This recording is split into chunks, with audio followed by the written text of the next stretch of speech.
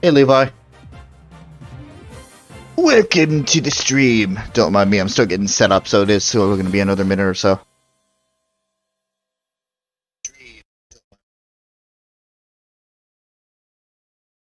I don't know if that first part got through, so hello, Levi.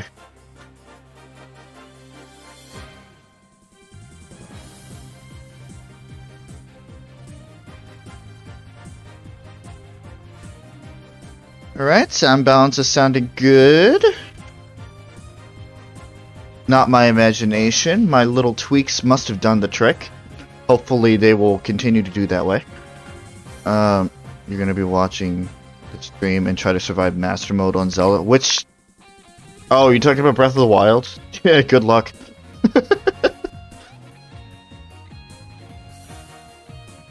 Cute TV. Don't need TV sounds.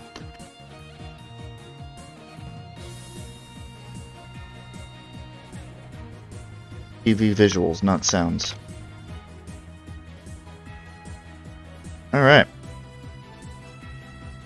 Well, I'm gonna go and grab a bottle of water, and I guess you guys are joining me because of my wireless headset. Try to be quiet because my room thing.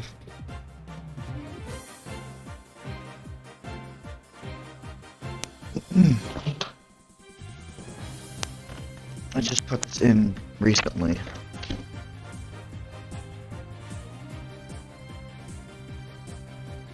The water bottle in recently, so it's probably not that cold, but I'm definitely gonna need it. I'm gonna voice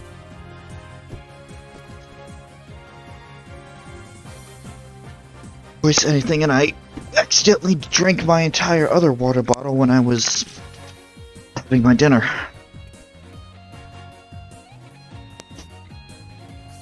Oh, you can't tell what I'm... like, my actual intentions from my voice.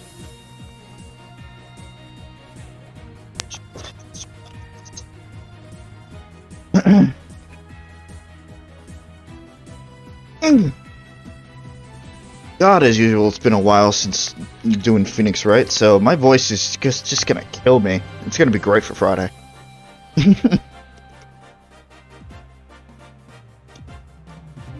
God damn it, why am I always still hungry after eating a Subway sub?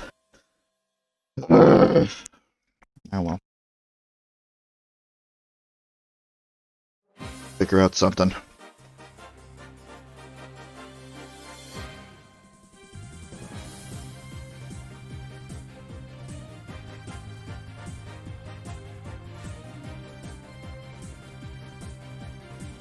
Still really weird because you guys are hearing the music that I set up for you, but I hear nothing but silence. You having country style ribs? Lucky. I mean, I'm messy, sure, but lucky all the same. That sounds good. Unfortunately, I mean, I guess I would have, if I really put my mind to it, I could make a dish like that, but I don't and I didn't, so I wound up having a sub instead. Luckily, I made the ingredients for tortillas, so if I get hungry, I might take a break and just snag those later on. Made mushroom cheeseburgers yesterday. Delicious. That actually sounds really good. Everything sounds really good. I literally just ate, and yet I'm still hungry. Ugh. Guess I could have some candy, but that's probably not going to be good for voicing.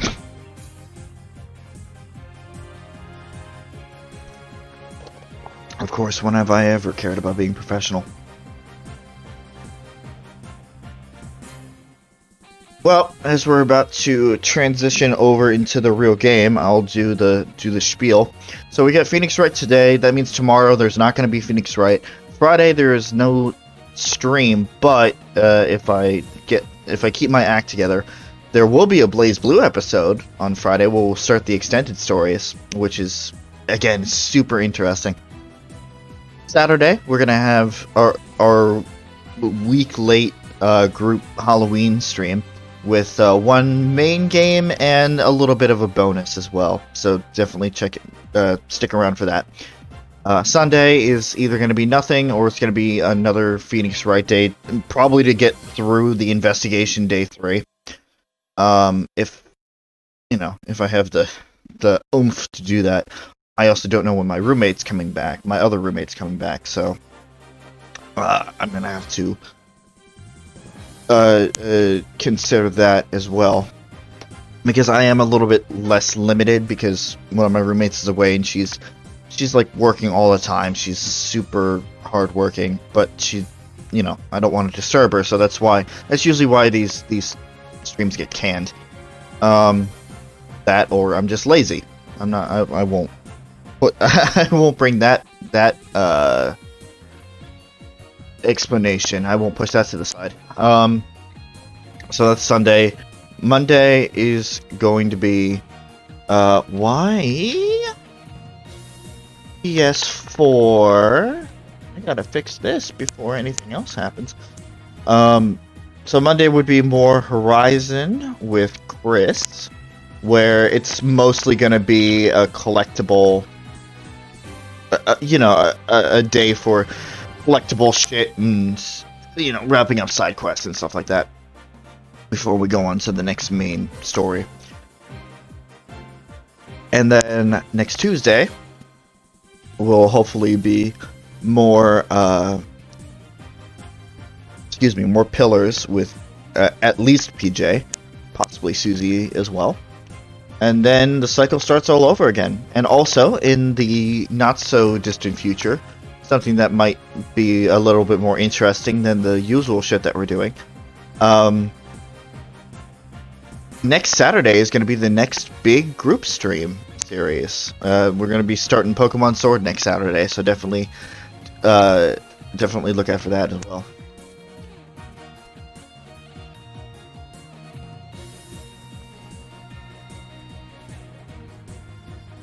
Are we having a tantrum, internet? Are we having a tantrum? Oh, yes, we are. Oh, yes, we are having a tantrum.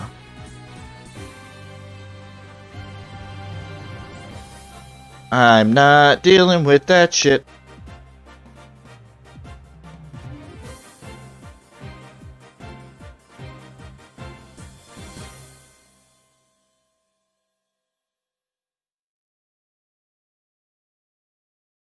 Yeah, finally Pokemon.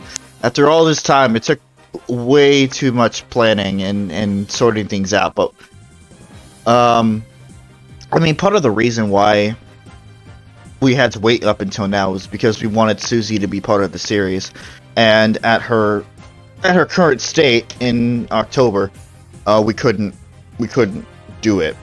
So, but I've been through both DLCs. I've seen pretty much everything there needs to be seen. So it's going to be very interesting to go through the journey a second time. And that's all I'm going to say about that for right now. Otherwise, PJ's going to, hop through my computer and punch me in the face to keep me from saying spoilers. My lovely, lovely face. Still a shadow there, but hopefully the lighting is a little bit better. If not, you have a little blue or a little yellow, even though that doesn't look yellow, to represent Athena, but we're just going to go nice bright light for now. Although I guess every time I turn my head, you guys get flashed, so that's what I look like. This is the first time you've been to a Phoenix Wright stream? If so, then yeah, hello. This is the face-to-face me.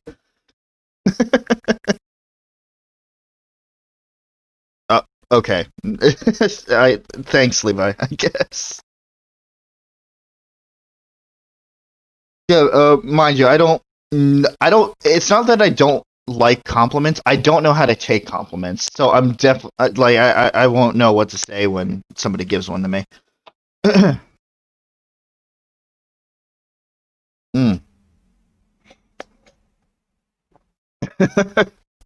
I just don't know. I've It's not like nobody's complimented me in my life, but I've definitely gotten a lot more criticism than compliment across my life, so it's pretty foreign. But that's neither here nor there. We're here for some Phoenix, right? Also, Chris, and I'm gonna thank you in advance because you're not here right now because you don't want to watch it right now, which is fine. Also, did I say thanks? I meant a fuck you because he brought something to my attention the other day. The fact that Blackwell's voice, even though I'm trying to do the snake voice, it winds up getting nasally, so it's like Squidward. So I might have been fucking voicing Blackwell as Squidward the entire time, which that's okay. That's enough of that. Turnabout trial day 2. So we were just getting ready for the trial when we ended off last time. October 26th, 9:45 a.m. District Court Defendant Lobby number 3. Great! We had start with Apollo. Were you able to sleep last night? Huh? Oh, sleep. Sure, I slept. For a grand total of 0 hours. I've been there. Oh, good! Oh, we're pulling out all the complicated ones already. Guten Morgen, you two. You look like you're ready to put on a real show. But before you do, I have a good luck gift for you. The voice print analysis came back, and the results couldn't be more clear. The voice in the mock trial video and the tape recording are one and the same.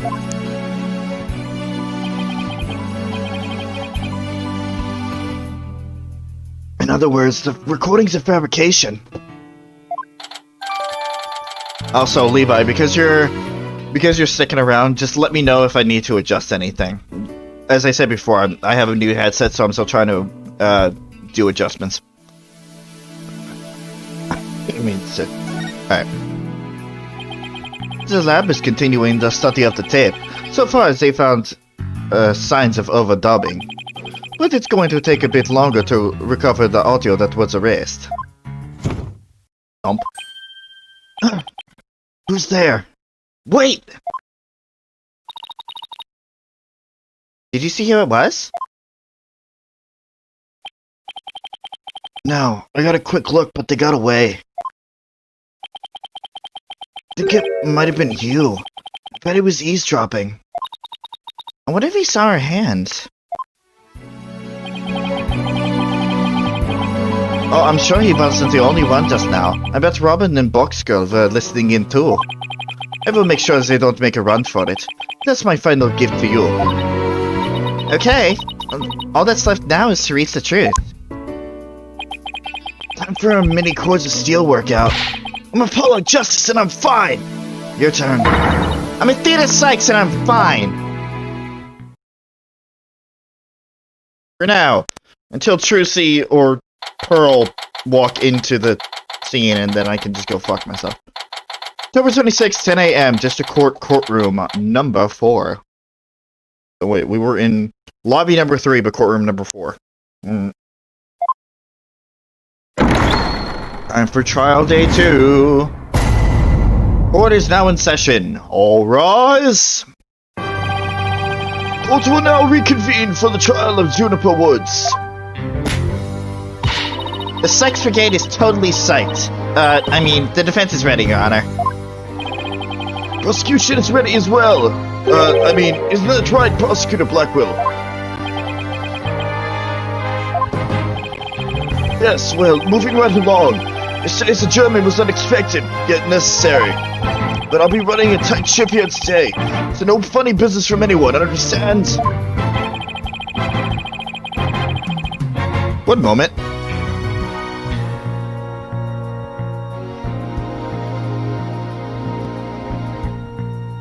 Your baldness.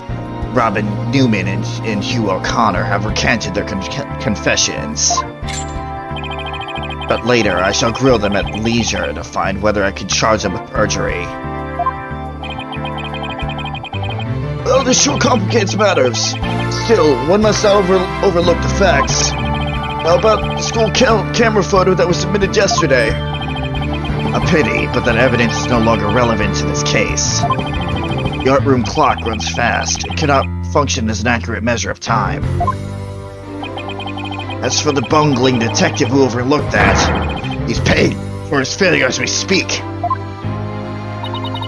Poor Detective Fulbright. I hope he returns to work with all his body parts intact.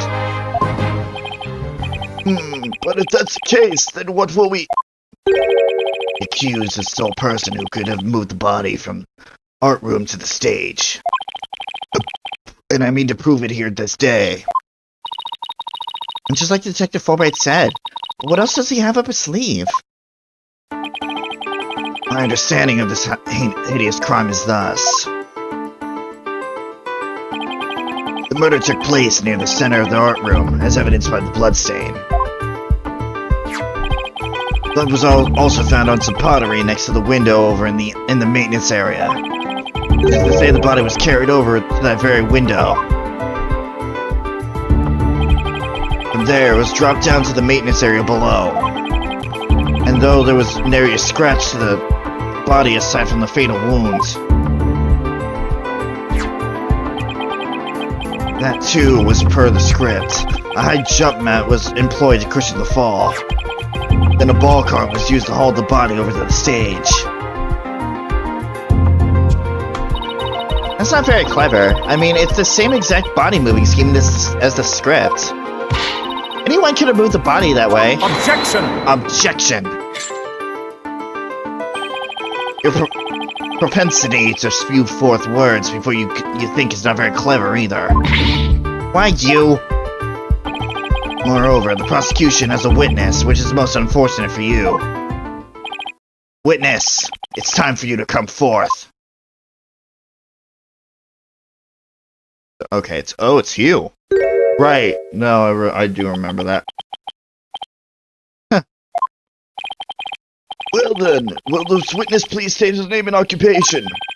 Hugh O'Connor. I'm a senior at Themis Legal Academy, and I'm studying to be a lawyer. Yesterday, I told that lawyer there that I would testify to the truth. So I intend to cooperate fully in today's trial. Happy now, Miss Sykes. Gosh, what's he up to now?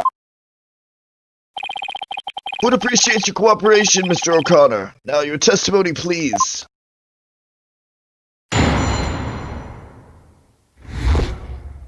What O'Connor saw. The lecture hall was packed before the mock trial, but the rest of the campus was empty. That's when I saw Juniper dragging a large mat from behind the stage. I was watching her from a vantage point between the stage and the maintenance area. She was heading towards me, so I assumed she was on her way to the maintenance area, but I didn't have time to stand around and see what she did after that. The real truth hurts so much, doesn't it, Miss Sykes? Or maybe you thought I was going to bring up something else entirely against your client? Never snappy come back when I need one.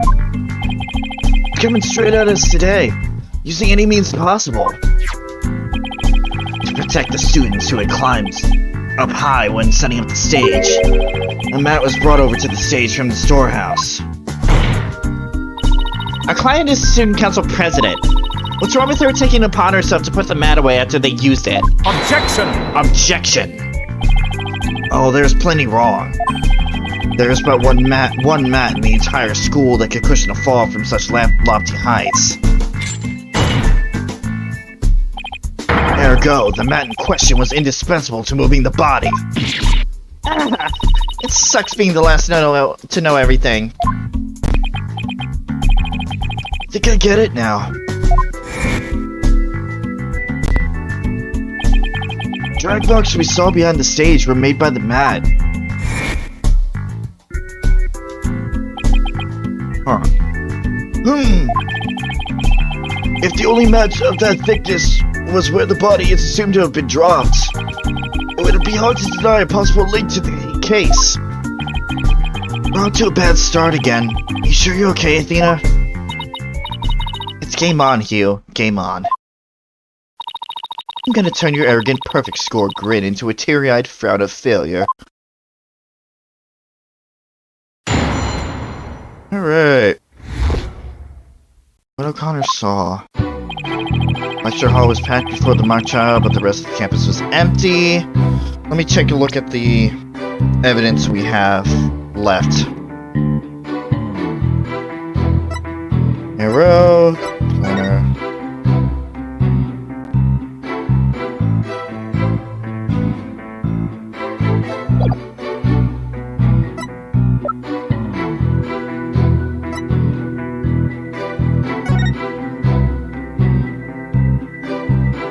Marks in the crate must have been bound, no other visible damage. Okay. That doesn't help. We'll definitely need that eventually.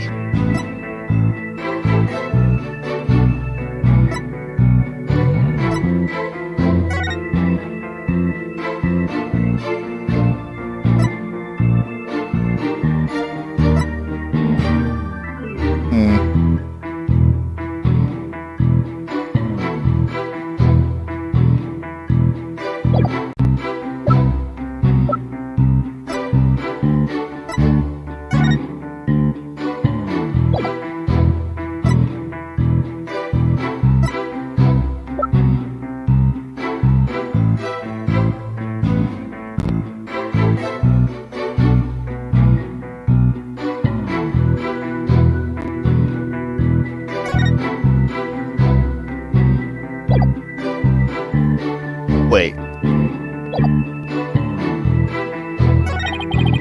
When I saw Juniper dragging a large map from behind the stage, I was watching her from a vantage point between the stage and maintenance area. She was heading towards me, so I assumed she was on her way to the maintenance area. But I didn't have time to stand around and see what she did after that.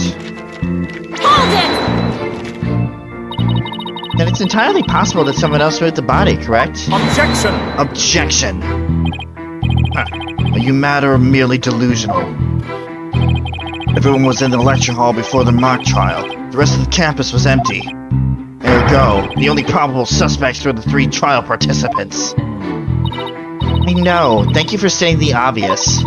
I also know that you O'Connor, were one of the participants. The confidence sure goes all out when he tells the truth. Well, I don't think he meant for any of that to be misleading, but it doesn't make it factual. Careful now, Athena. A genius like you could be leading you right into a trap. I'd be surprised if he wasn't, but all I can do is charge forward with both eyes open.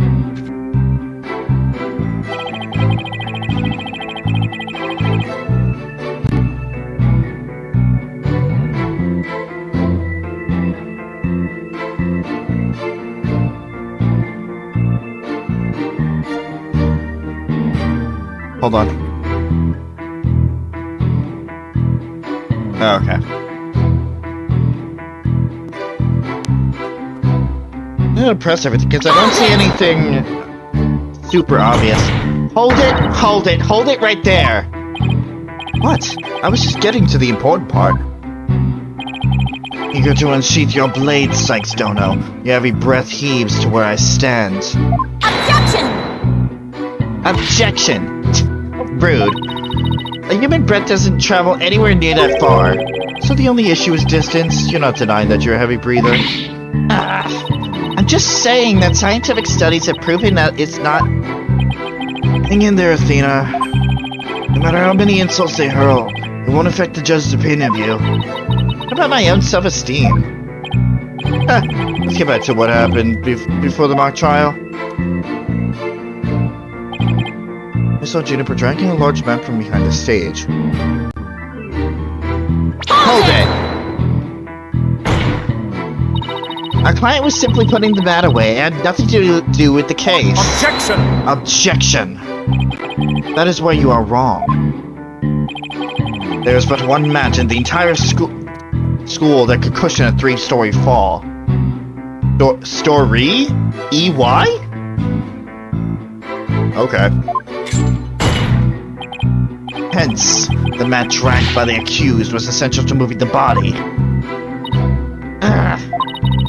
You win this one. I promise to donate another thick mat to the Academy. Now show me how to show the truth. You'll have my full cooperation.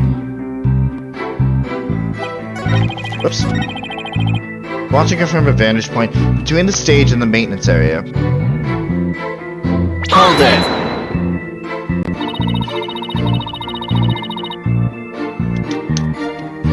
Mr. O'Connor, are you positive you were extending exactly what you said? I was between the stage and the maintenance area, and she was behind the backdrop. He's sticking to his guns. The issue here is where Hugh was standing when he says he saw Junie. But nothing I say will mean anything without evidence. Time to dig a little deeper. Oh, and before you ask, I have my glasses on. Therefore, I'm positive it was Juniper. That is not an issue. He was heading towards me. Hold it! You shouldn't assume anything. It only shows that you're not positive. Objection! Objection! Such wild momentum. Sure, perhaps you were a raging bull in your past life. Objection! Objection! Don't compare me to some stupid farm animal. Oi, Justice Dono. Your assertion is Juniper was simply putting the mat away. In that case, where would she be taking it? Oh, to the storehouse. Over in the maintenance area. Precisely. Therefore, there is not wrong with the witness's judgment in the matter. It is your wild charges that are the issue here. But I cannot help if you keep seeing red. You only get a face full of justice Apollo stuff, it keeps that up. Anyway, I saw her heading towards me. I didn't have time to stand. Okay, so there is something. I was watching her from a vantage between the stage and maintenance. Wait! Wait, that's not okay, I understand what she was saying now. That's not possible. Because there was a fence in the way. Oh god. Objection! So, you saw the back of the stage from between the stage and the maintenance area?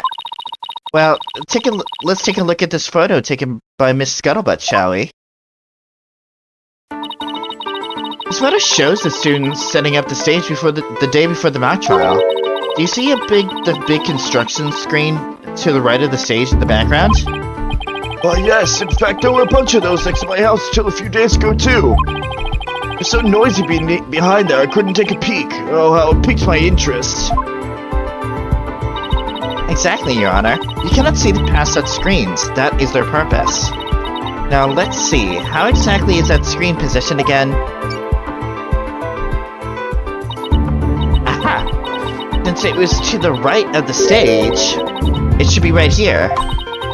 And from this vantage point, the witness claims to have seen our client behind the stage backdrop. Oh my, but the screen would have been completely in the way. That's right. Therefore, the witness couldn't have possibly seen our client from this point. Ouch!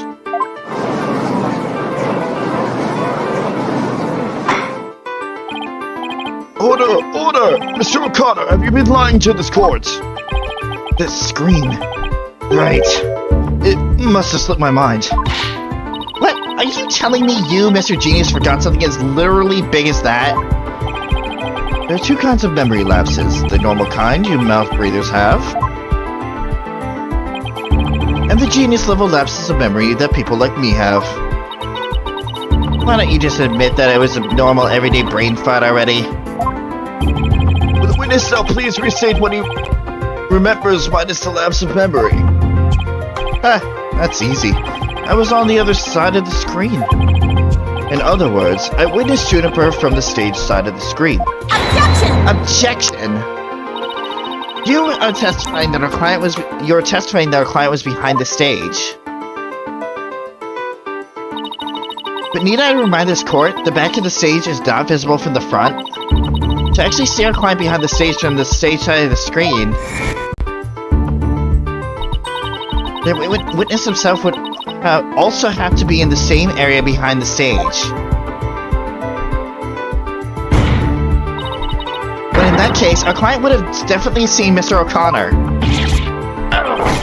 Ouch.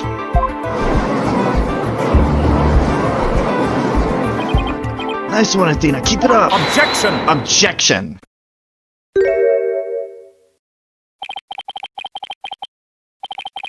Alright, Golden Boy. Is this not your chance?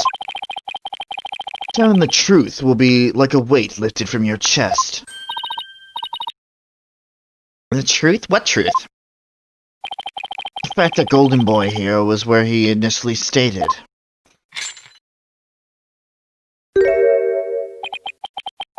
That is to say, he was between the maintenance area and the stage. Objection! Objection! But then the screen would have blocked his view of... Objection! Objection! On the grounds, yes, his view would have been blocked indeed. But consider how smoke always wants to rise up high. Athena, look at the photo again. Do you think He was in the... Oh. On the other side of the screen. Like high enough to see the stage. No way, the crane right here? But I don't remember seeing a crane there the day of the mock trial. Me neither, but it's probably safe to assume it was moved before you found the body. Hold it! That's far enough, Prosecutor Blackwell. Remember, you promised. I recall making no such promise. It was you who came blubbering to me about keeping quiet in exchange for information. It's all this about a promise. Wait, what's all this about a promise? Is this about whatever Blackwell is using against him? What's it got to do with going into the crane? Golden Boy did not go up into that crane for fun. He was working part-time as a crane operator within the school grounds. What? Do you mean to tell me a high school student was operating a crane? Objection! The witness, I object to the prosecutor's last statement. There's no proof I ever operated that crane. Hold it! hold it. Actually, there just might be something that proves you did. What? If this whole part-time job thing is true, I doubt it would be limited to a single day. You're probably working at the same site the previous day, too. Is this what you're thinking of, Athena? Yep, as the court can see, this photo captured the crane's operator. And if you look carefully, he bears a definite resemblance to Mr. O'Connor. Levi. You serious? This is ridiculous! How very interesting. Let's ascertain whether this is as ridiculous as the witness maintains. The defense agrees with the prosecution. Let's bring the facts to light. It's all very well and good, but just how do you propose to do that?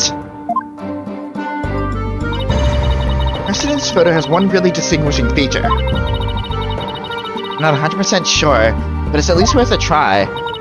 We can clearly identify the person in this photo as the witness by examining his neck. You can see, among everything else, he has like a red choker around his neck. The figure in this photo is wearing a very unique object around his neck. Yes, you can see it right there. But then are you saying you mean to? Mr. O'Connor's neck is almost entirely concealed by his tall collar. But that's exactly why I believe this warrants further examination. No, not a chance. That would be a blatant violation of my privacy. You're a disgrace of a man. Now start unbuttoning that collar before I hack it off. Yeah, what's the big deal? Now let's see your neck.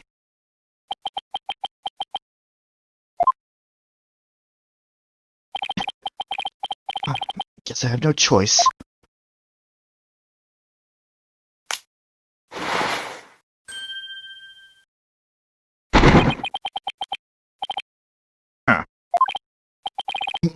Oh my!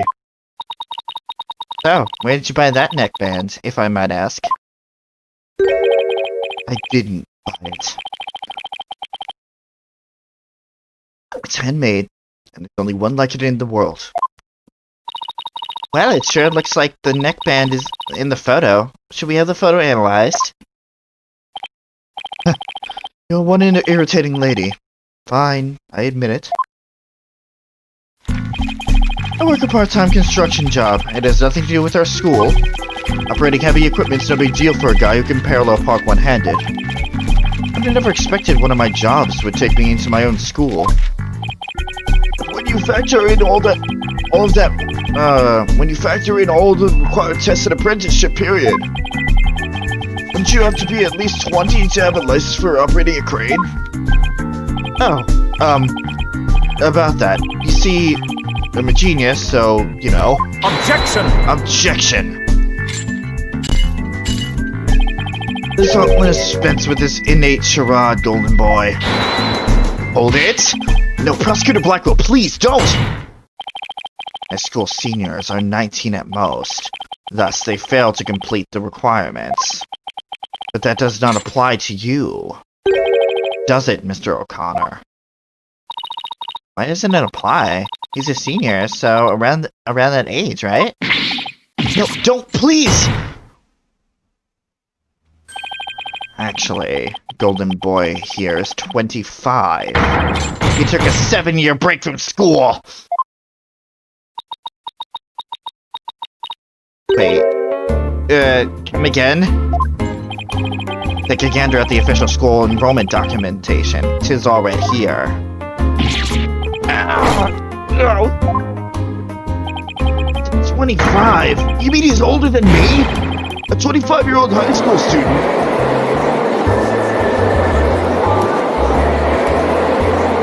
Oops. 7-year break. 7 years. I have just one thing to say.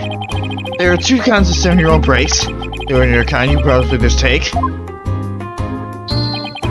And the genius kind people like me take. Objection! Objection! But a genius would quickly become a chore for But a genius would quickly become a chore for a 7-year break. You have that backwards, Athena. Yeah, I figured. Even geniuses make mistakes. I just happened to make mine only 7 years in a row. Only you could get away with using only like that. Enough of this jibber-jabber. Suffice to say, the witness was up in the crane when he saw the accused dragging the mat. The accused readied all she needed to move the body immediately prior to doing so. That much is clear. I see no need to deliberate the matter further. Considering that the body was moved in the same manner as the script, Prosecutor Blackwell's claim to be quite persuasive. But does the defense care to dissuade me? As long as a mat was used to move the body, Junie's going to be under suspicion. Dana, I just thought of something. What was you doing in the crane right before the mock trial?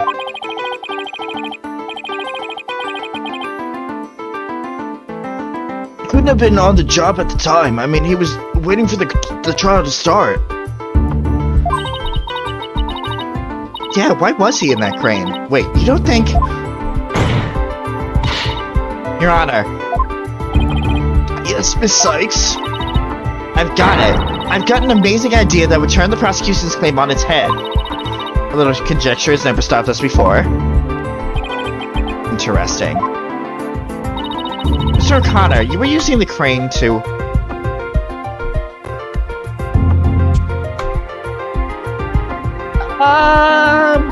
Maybe?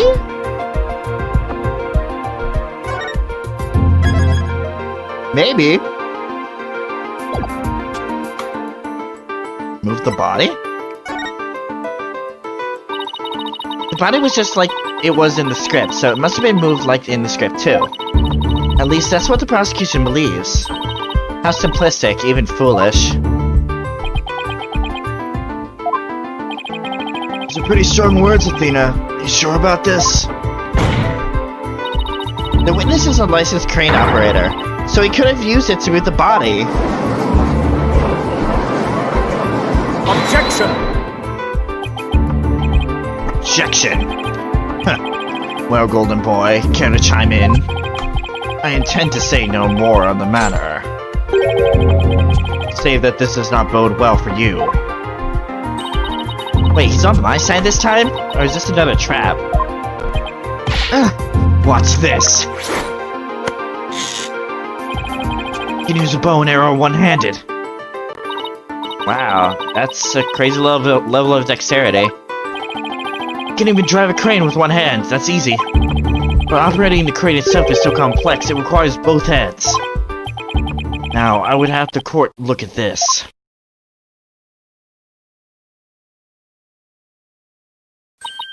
Oh.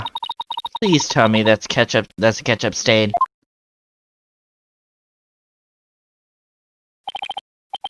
Wish. My hand was injured and required surgery. That's the reason I kept my hand in my pocket all this time. I've already verified this was the hospital of treatment. Quite a nasty wound, they say. So, how did you hurt it? There's no need to discuss that. It has no relevance to this case. 2 hands are required to operate the complex machinery, such as a crane.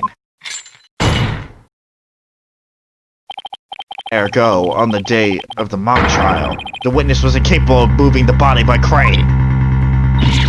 Now I'm the fool? I planned on moving the crane on the night before the mock trial, but then I got injured. Wanting to keep my part-time job a secret, I had to do it just before the mock trial instead. Inherent thought this was a big break we've been waiting for.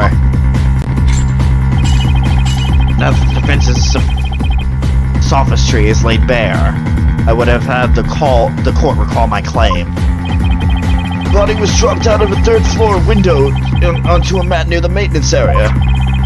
Then a ball cart was used to move it to the stage. So you've been paying attention? Well done, your baldness. Now consider this. The accused was sighted dragging that mat, ergo, it was she who moved the body.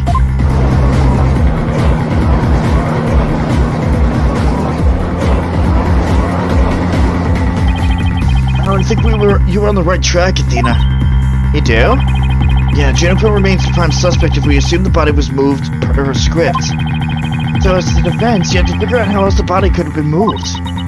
But... Oh, is he telling me to think of another way besides a crane?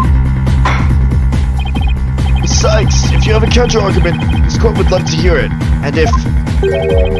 You do not, it's time for the verdict. Isn't that correct, your baldness? Objection! Objection! No, not yet. All I had to do is show that the body wasn't moved like it was in the script, right? Well, that would show that the mat had nothing to do with the case. There is a sword of great renown.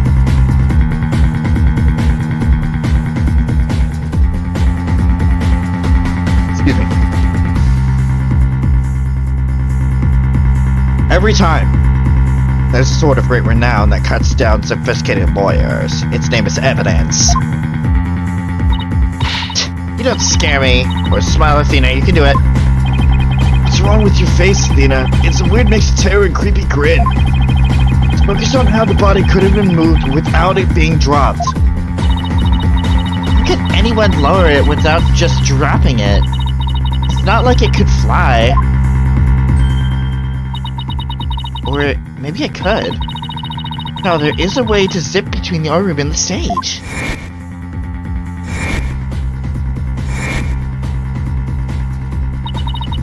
One could have easily used that thing.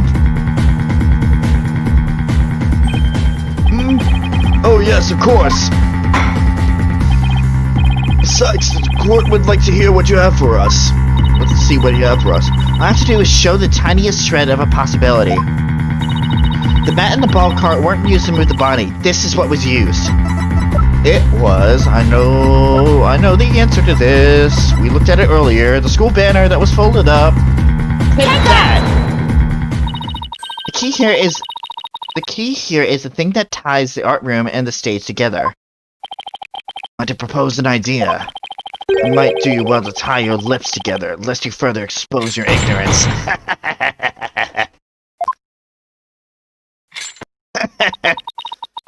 This isn't exactly a time for black comedy, Prosecutor Blackwell.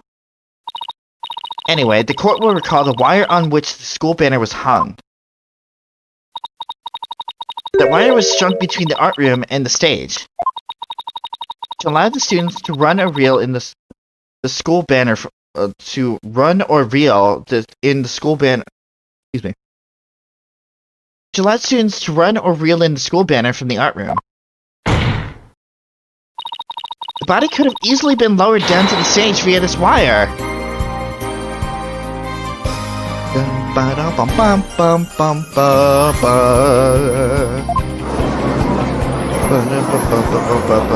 Objection! Spare me your armchair theories. This wasn't some kind of high wire act. Body surely would have fallen, yet there are no signs of blunt force trauma. Objection! Objection! Oh, you surprised me, You surprised me, Prosecutor Blackwell. You didn't actually think I failed to account for that.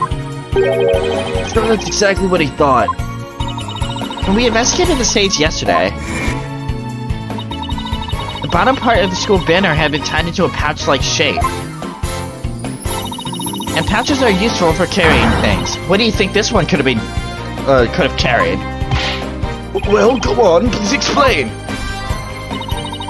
The body was bundled into the pouch-like section of the banner and sent down the wire. The body would have been down on that stage in a flash, and there'd be no need for a mat.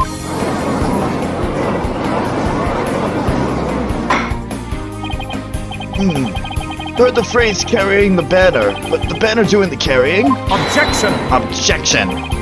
Huh. I've no patience for you and your cheap parlor tricks. Your claim is as shaky as a corpse performing that absurd high wire act.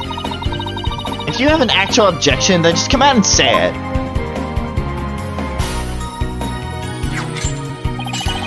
I trust you recall the bloodstains left on the art room pottery. The wire had been used to move the body. It would have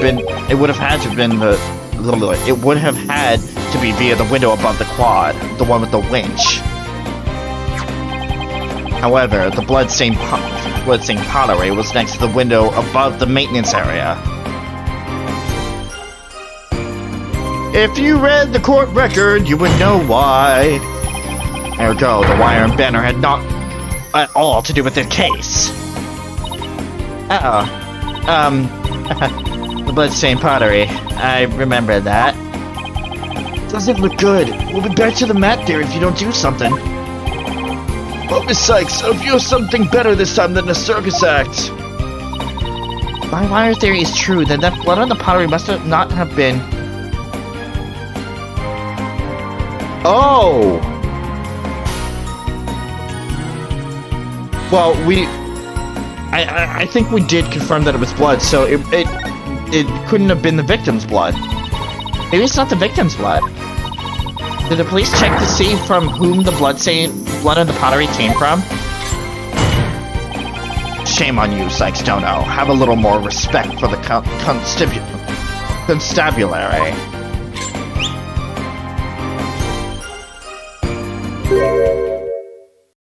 Uh-oh.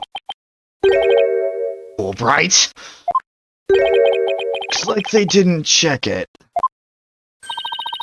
Don't let it get you down, Prosecutor Blackwell. Everyone makes mistakes. Spare me your cheek.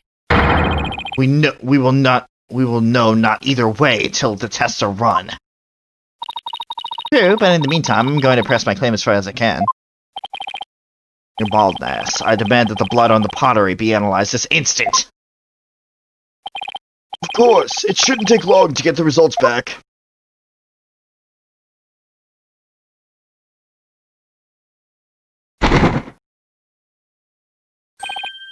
Oh my, that was quick.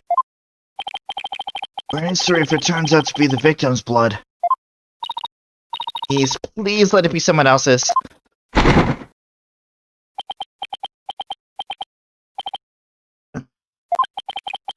Seems the blood was not from the victim. What? Furthermore, a comparison with the other parties involved with this case reveals But the blood belongs to one Hugh O'Connor. Score!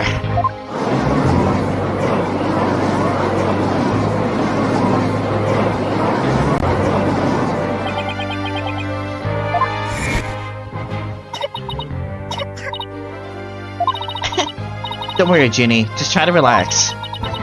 His hands were dripping with blood. Your Honor, as we saw earlier, the witness's left hand has suffered a serious injury. He sustained the wound in a struggle with the victim, and his blood got on the pottery. Then Junie saw his blood-stained hands as they passed each other in the first floor hall. It's the only explanation that covers everything. Objection! Objection! There is but one way to now to turn aside her blade, but do not cast the blame on me. Your grudge is with Sykes Dono, for it is she who forces me to expose your secret. Fine, whatever.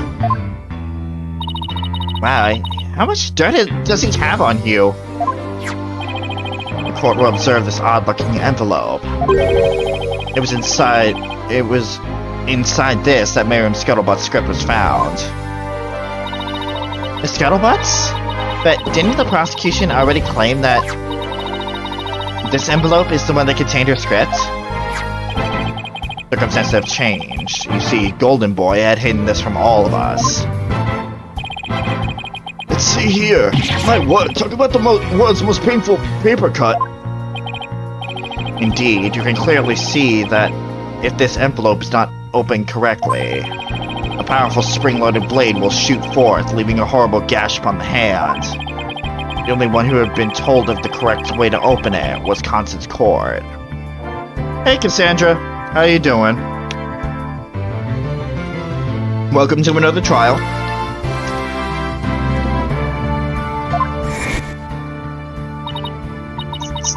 You really want to see my script that bad? Well, you better watch out. Read it without my permission and you'll wish you hadn't. Literally. Yikes. Man, I wasn't kidding when she said that. I really need to stop.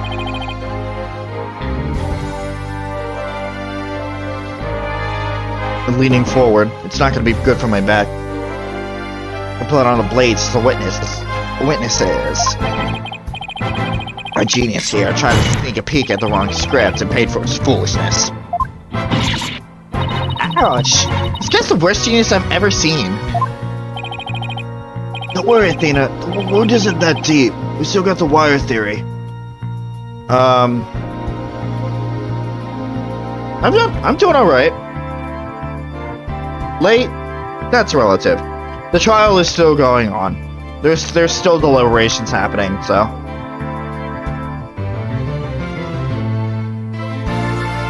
Most likely, I'm only going to be knocking out the trial and then saving the investigation for another day, so.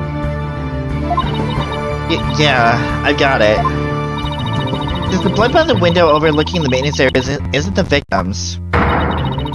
There's no longer any basis for denying the body was moved using the wire banner. Therefore, the defense once again asserts just that. Hold it. Call yourself a lawyer? Huh. Don't you see the glaring contradiction in your thinking? Huh?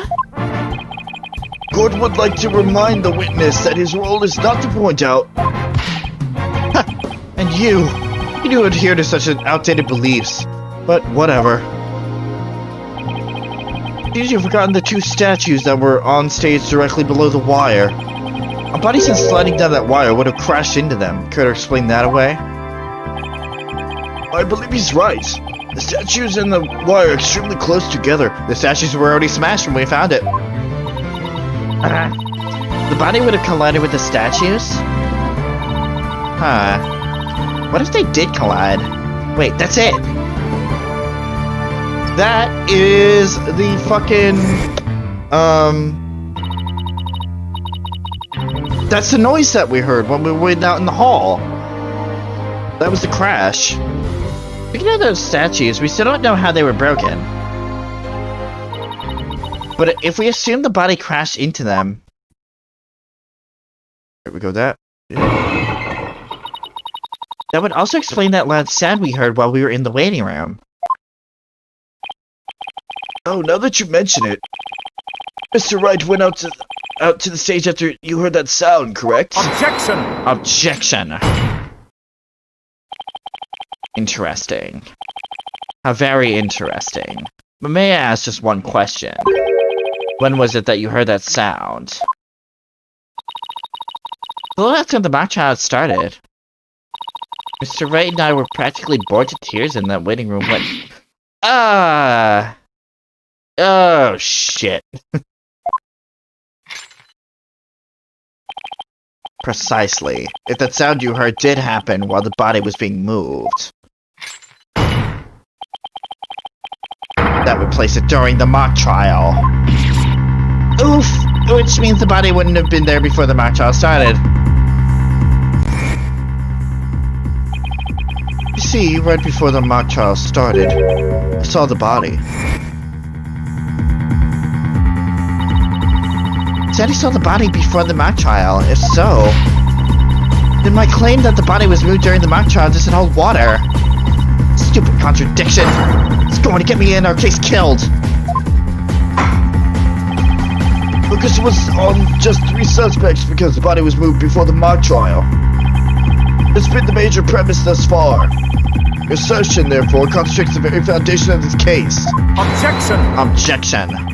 Both sides still lack incontrovertible evidence.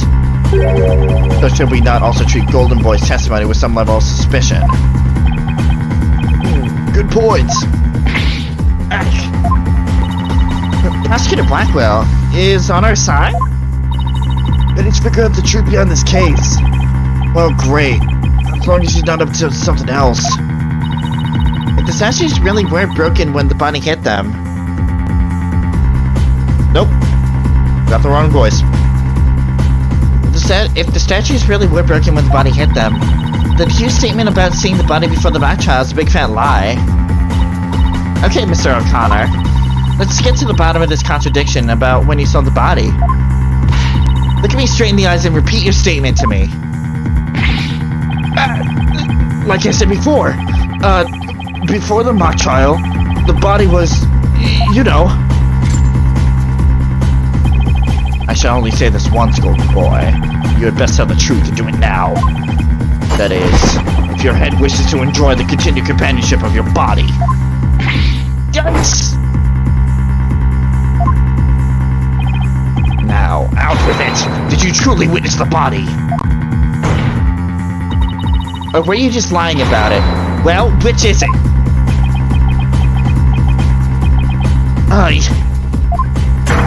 You what?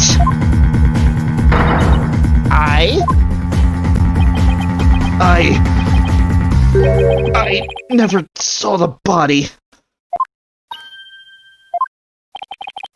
You sure about that? Lie to this court again and I'll charge you with perjury. There was no body on that stage. I've been lying about that this whole time. I'm sorry.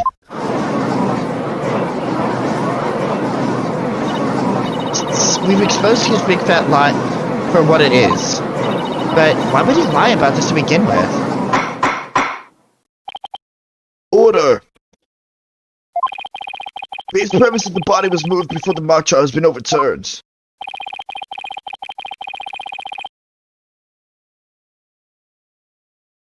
Imagine this has an impact on both the defense and prosecution's case. Well, first I'd like to thank the prosecutor. This brings up what's close to the truth. Now, at least we know the body was moved using the wire in school banner. Indeed, that much I shall concede. Sykes don't know. The body was moved as you stated, and in the midst of the mock trial. So both sides were satisfied then? Huh. The body was moved before the mock trial. We have our 3 suspects. But if the move took place in the midst of the mock trial, it's an entirely different story. Right. All 3 suspects were in the mock trial. That gives them solid alibis. Objection! Objection! Huh. How simplistic. Did you forget about the student in charge of the audio. Amidst the mock trial, she was the one soul who could leave and re-enter the lecture hall. What's this? Who is the person in charge of the audio? Oh no, how could I forget? It was... Hey, what's the deal here?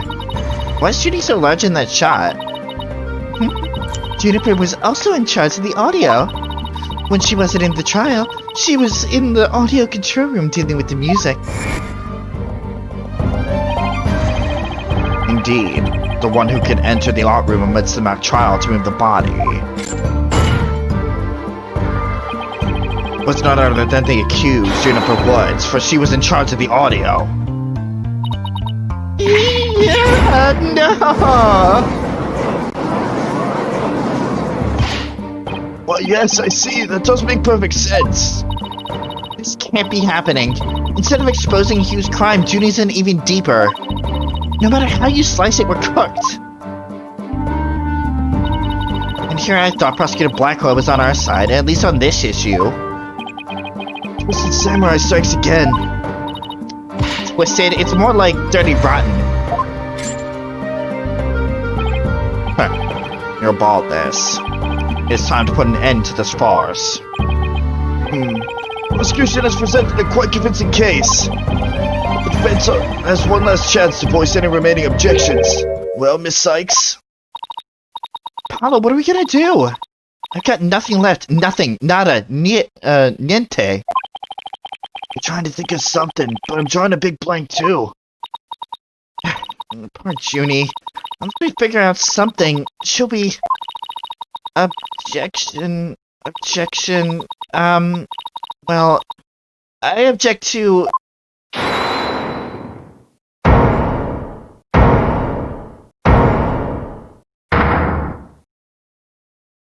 You?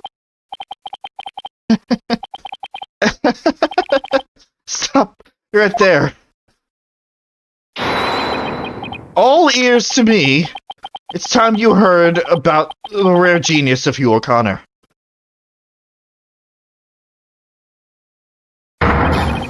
Listen, and you will hear the secret behind my perfect crime.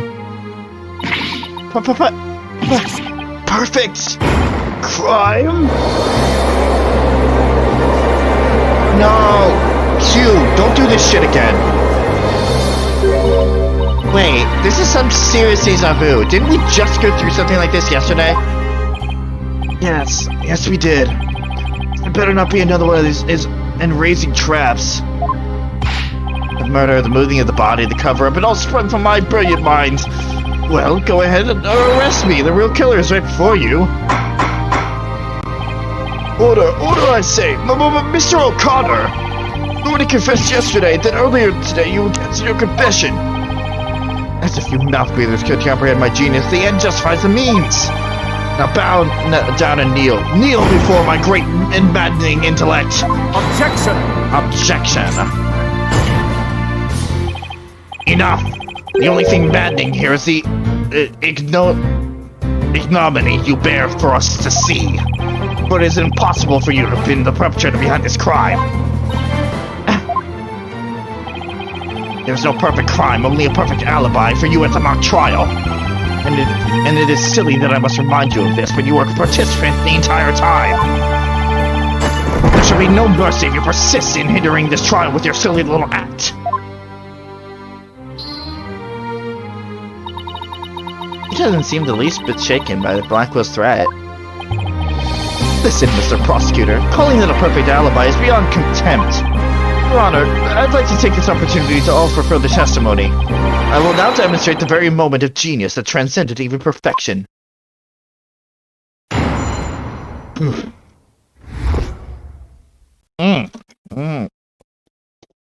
Hugh's confession.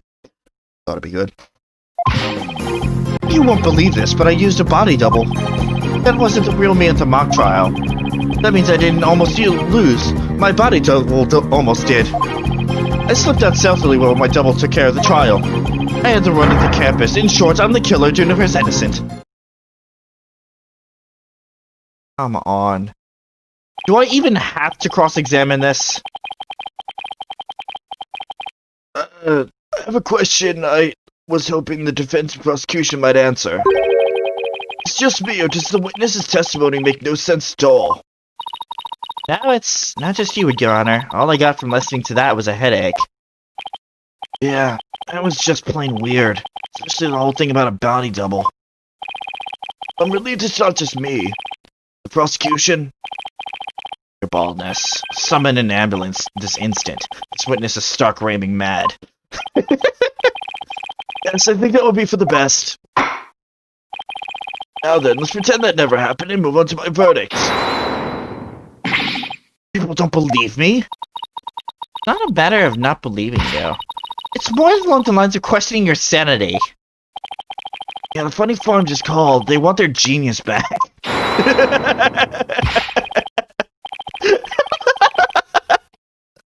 That's a good line. I like that. Oh, God. Such your pie holes. The intellect of a genius transcends even logic. Besides, you guys don't have that weird device for... Don't you guys have that weird device for testimony like this? Objection! Objection! Which is not a weird device, and I don't want to waste it on ridiculous testimonies. There, Tiger. Think of it this way. We don't want a verdict to be passed just yet. But we just give Widget a try. Well, this is against my better judgment, but I'd like to conduct a short therapy session. Your better judgment? I'm a judge and it's far beyond mine, yet I find it hard to say no. Prosecutor Blackwell, I trust you have no objections. Prosecutor Blackwell. Prosecutor said, rubbish. We will be out on a stroll, then left with Detective Fulbright. How does he get away with stuff like that? And I'll interpret that as a meeting has no explicit objections. Alright, Miss Sykes, you may proceed with your therapy session. I've seen my share of crazy trials. This one takes the cake. And it's only gonna get weirder from here.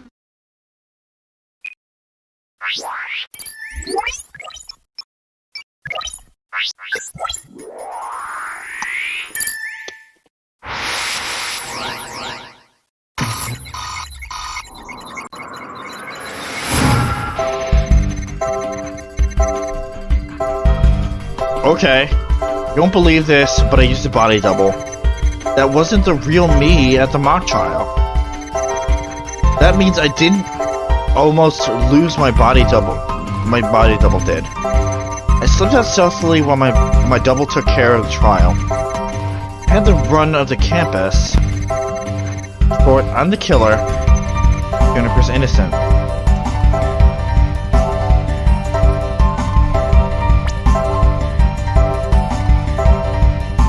What's causing happiness? I wonder. Got it. Whatever. Now, Connor, you said you didn't really care about Miss Woods anymore. I already told Juniper, so I might as well tell you. I don't really care about her anymore. What? Why? Well, Juniper reported my secret to Professor Court. Secret? Oh, the bribe. She wanted nothing to do with me because I had disappointed her. That's why I didn't care about her anymore. I was never trying to protect her. My confession was always about one thing and one thing only, the truth. Objection! Objection! Mr. O'Connor, you feel great happiness in the fact that you might help set Miss Woods free. So much so that it overshadowed all of your other emotions. What are you... I can hear it clearly now, Mr. O'Connor. The discord you've been trying to suppress. People don't normally feel like you do when you confess. So you really was trying to protect Juniper? Yeah, I'm sure of it. His feelings for her are the real deal. It's only 10%, oof. But that means his confession is...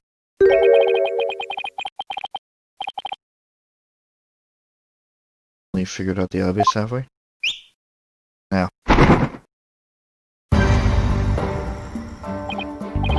Alright, Prosecutor Blackwell, you're back. Confession was naught but lies, save for the part about being in the mock trial. Can we all agree now? The killer is the one in charge of the audio, i.e. the accused. Why couldn't you have taken a longer stroll? No! You haven't unraveled the genius of my body double trick yet. Can't be serious. Do you really expect us to believe you had a body double? Yes, I do. But if you think I didn't, then prove it. If we quit here and Juniper is found guilty, we play along with Hugh's delusion. Let's go with the least worst choice, but first let me update his testimony.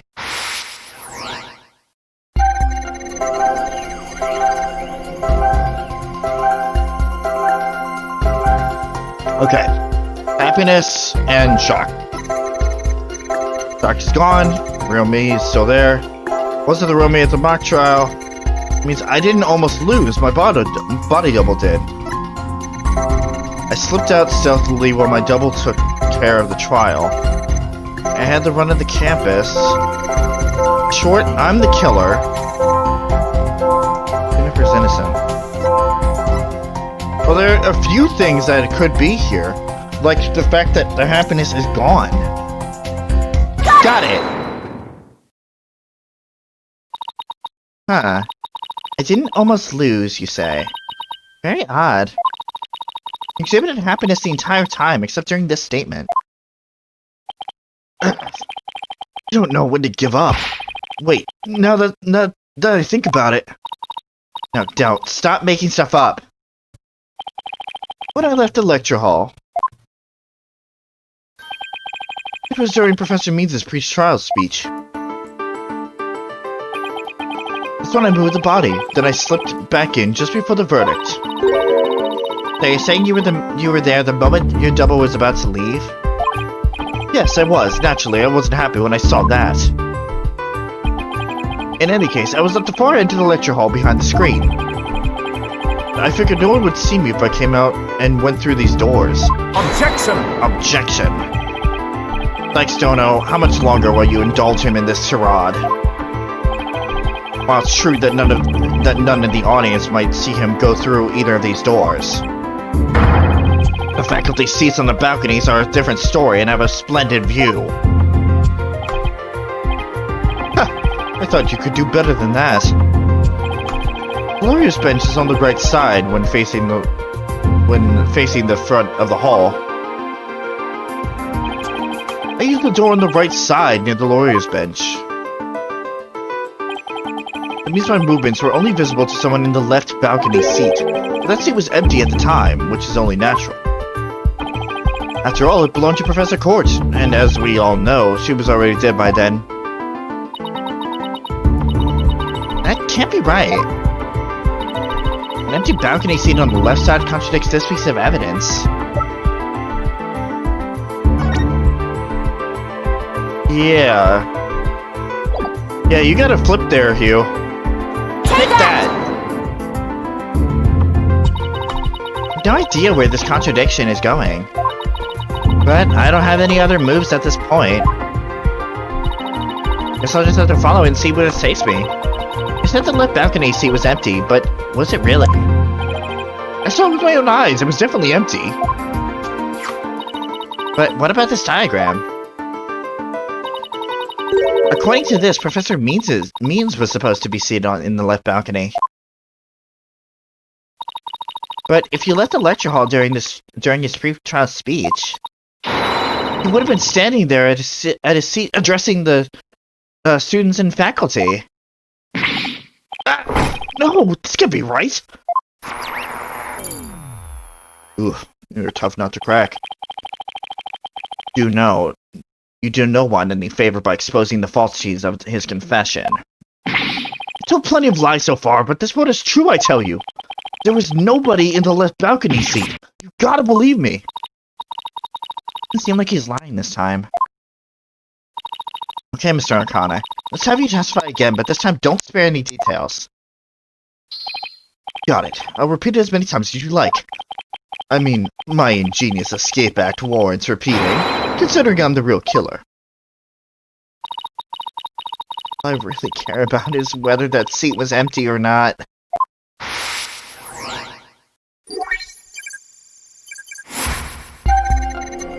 Second floor was deserted. Why won't you believe me? It's true, I tell you. Went out through the back without noticing anything. Then all I had to do was go through to the empty... Why a huge thing of fear and sadness here? Got it! What is going on with you, Hugh? And it's such a powerful sadness and fear right after you said this part. It's as if you said something you shouldn't have. What's wrong with you? You shouldn't reveal a person's inner feelings for all to see. Mr. O'Connor, it's you who is revealing your inner emotions by the way you speak. Plus, I have a good idea about why you're feeling sad. You're a horrible person. Can't you just leave me be? Said that you went through the empty audio control room. But that's not true, is it? There was someone who returned from there once Professor Means finished his speech. That's someone who was in the audio control room? Well, I wonder who it could be. Juniper Woods. Also, he's 25 and she's 18. Let's just let that sink in for a minute.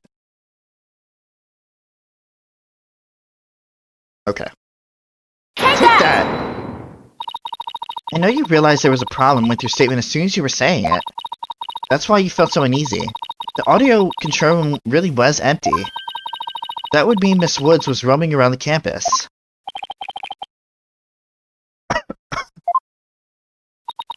Mr. O'Connor, if you really want to protect Miss Woods, just tell the truth. If you believe in her, revealing the truth is the same as protecting her. Juniper's innocent. That's the truth.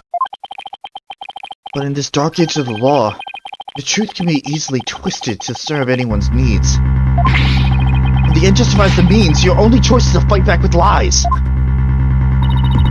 His heart won't hold out under this battle between truth and lies. Is there something I could do to make him recant his false testimony? I feel nothing now that I have lost everything. Go ahead, Prosecutor Blackwell. Cut me down if you wish. I thought you'd never ask. With you gone, we may swiftly proceed to a verdict.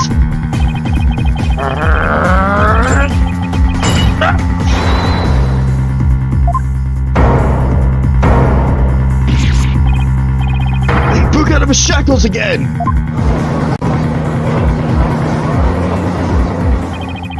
I want to be the poor accountant down at the detention center. You O'Connor. In deference to your valor, I will limit your suffering with one clean blow. Hold it! Hold it! Could you wait just one moment before you cut him down? Silence! Silence! Do not come between a samurai and his foes, I still know. I never learned about this in law school. Careful, prosecutor.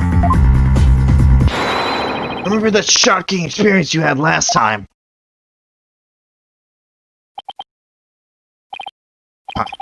Very well, Golden Boy may live. For now. Enough already, Mr. O'Connor. Miss Woods would never want you to protect her this way. She values the friendship between the three of you more than anything. Objection! It's where you're wrong. She doesn't feel anything from me now. What does it matter anymore? I might as well tell you everything. This is, no doubt, news to you, but I am not, and never was, a genius. Sorry, but I already know. Me too. Don't forget me. Though in all fairness, it was pretty obvious. I thought it was genius at first, but... Nobody said it was crazy. No need to rub it in, just shut up and listen. It all started several days ago. I accidentally learned that my parents have been paying good money for my grades. But that's bribery. So the bribery wasn't Hugh's idea? All my perfect scores were the product of cold hard cash, not genius. And worse, when I confronted my parents about it over the phone. Juniper overheard me. Oh my, a terrible misunderstanding. I've been living a lie. I don't know what else there is to say. I'm no genius, I'm completely worthless.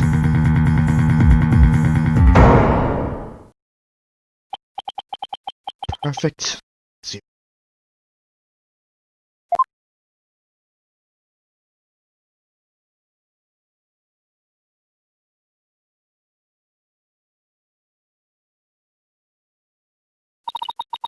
Ew. Even so, still want to make it up to Juniper for disappointing her like that. That's why I wanted to clear her name by pinning the blame on me.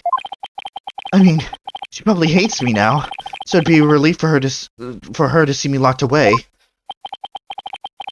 You were trying to help her, then why did you testify against her? The ones who told me to tell the truth yesterday. I thought if I did, it would help her. He wasn't trying to provoke us? We seriously must have understood him. More ways than one. At the detention center yesterday, Junior was in tears when she opened up to me. In truth, the friendship between the three of them is still rock solid. There was something that could help me prove that to Hugh. Been a proof of our friendship. Yeah, as long as our friendship lasts, you can bet we'll be carrying them around. I know. What about that proof of friendship they mentioned? Huh. Wonder where or what it is. Didn't buy it.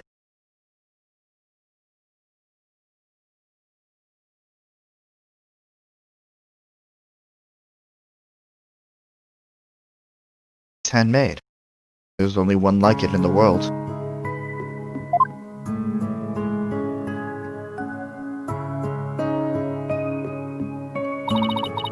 Maybe it's...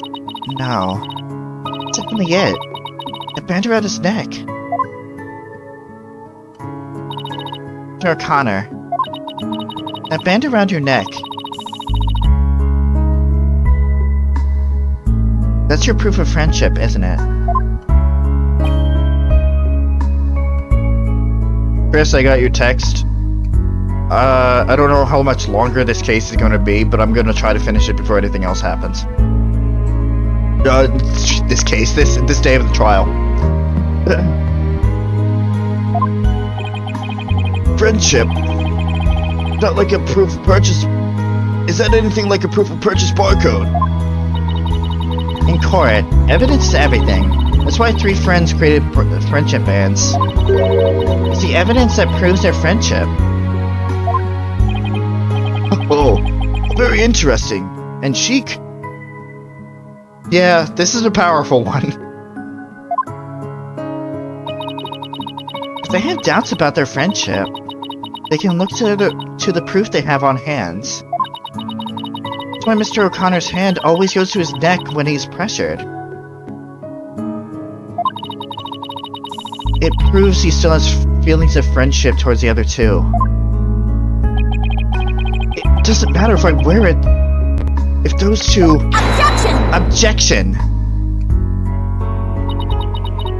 But they feel the same way too. They know they wear their friendship band somewhere. Vinny and Robin must both feel the same as Hugh. I just know it.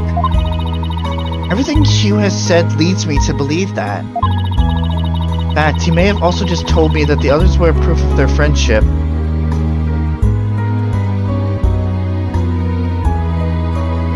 Where they're easy to touch. All we have to do is think back to their testimonies. Ready? The armbands, right. I couldn't remember where where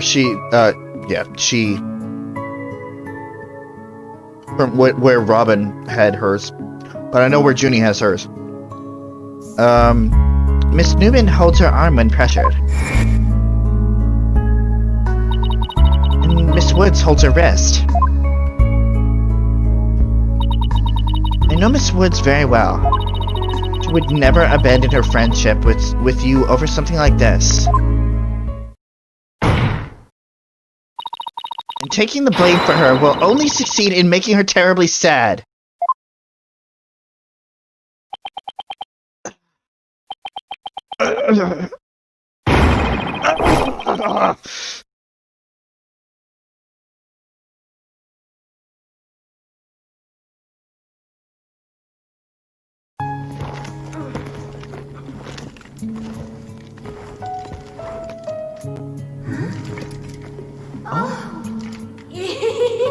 Robin, those bands of friendship that you made, just for the three of us. You may have forgotten about them, but not me.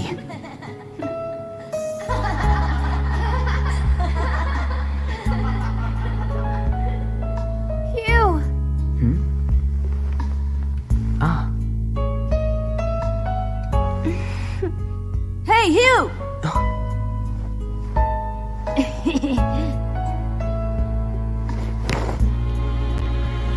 And to think, I should have known better than to doubt my best friends.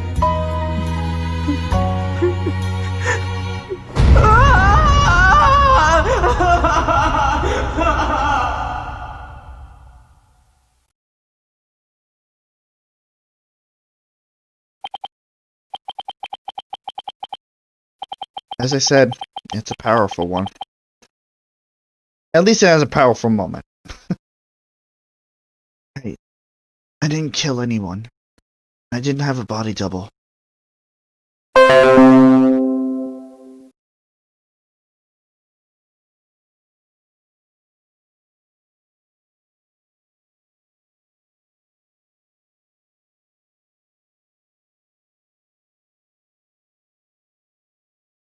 I didn't move the body.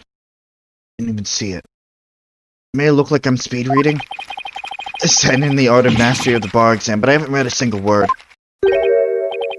Well, you could have fooled me. In fact, you did. You.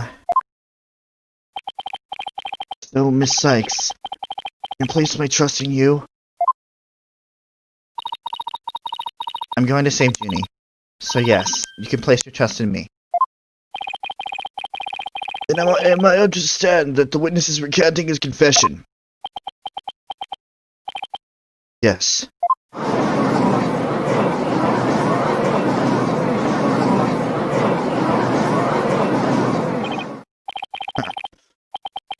This roundabout trial.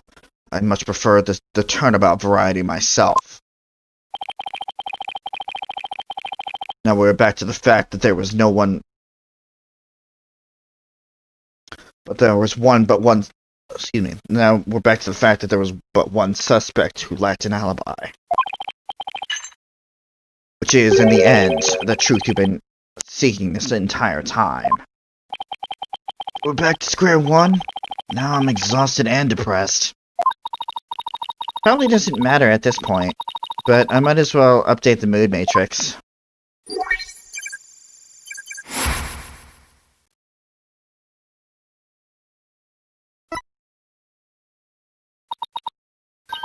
Huh?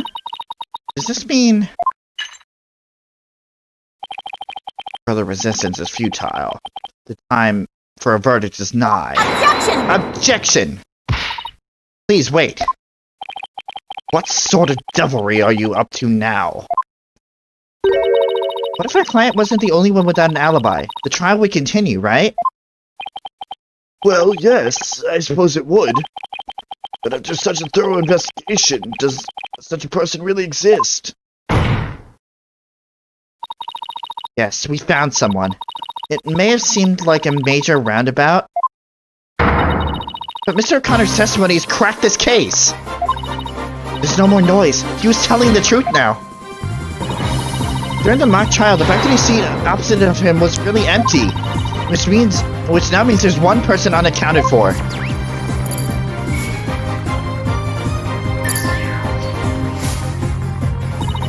Besides Junie, the only other person without an alibi during the mock trial is none other than our esteemed Aristotle Beans. Take that! The balcony seat was empty. That much is true, isn't it, Mr. O'Connor? That's right. How many more times do I have to say it? So basically, Professor Means wasn't where he was supposed to be during the mock trial. Silence. Silence! Need I remind you, every last soul in the lecture hall heard him deliver a speech. Objection! Objection! I know, and that's not in dispute here. Now, let me explain how a speech could be given from an empty seat. It was pre-recorded. What if the speech was pre-recorded? That's the only way the speech could have been delivered from the empty balcony seat.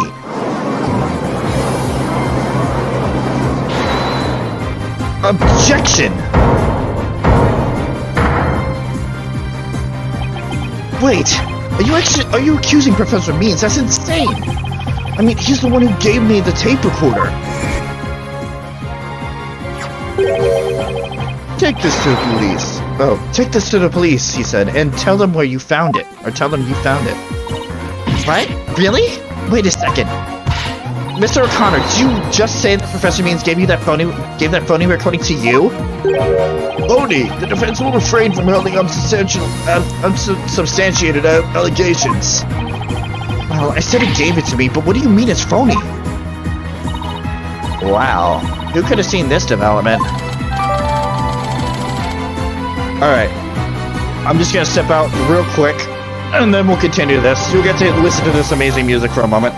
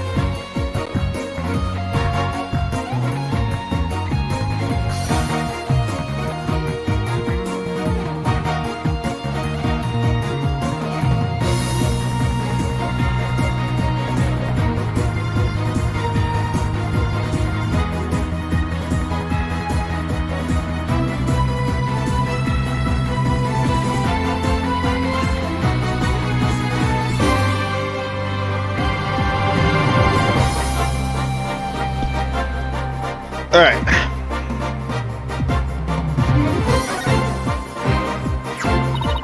The voice shouting "You're a goner" as recorded on this tape was dubbed onto it using a line on a line our client said in the mock trial video. Why, this is an extremely crucial piece of evidence.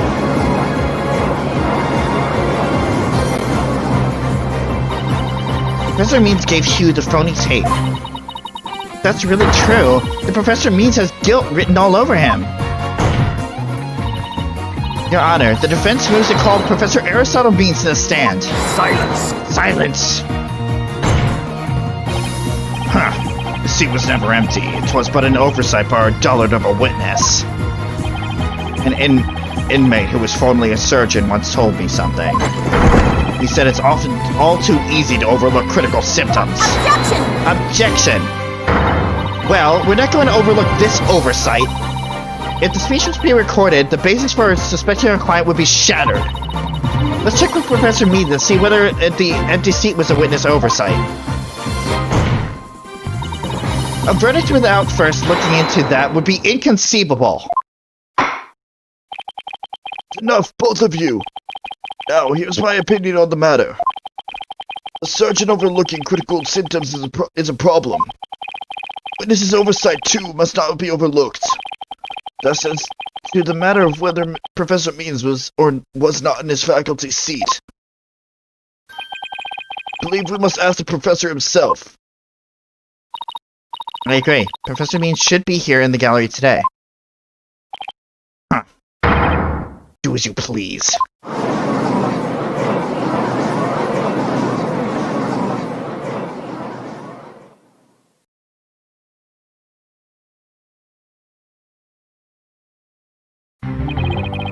Please state your name and occupation for the record.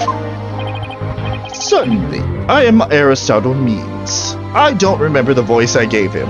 It's fine. I teach the lawyer course at the Themis Legal Academy, and let me add that while I welcome any opportunity to assist with the trial, I don't care for this undue suspicion. Don't worry, Professor. We're just interested in the mock trial video right now. We just need to take another look at that speech you gave. Can we count on your cooperation in this? Very well, if that's all you're interested in. Please proceed, Miss Sykes. We need to find some sort of evidence that shows the speech was pre-recorded. Alright, I believe we're ready. Let's roll the video.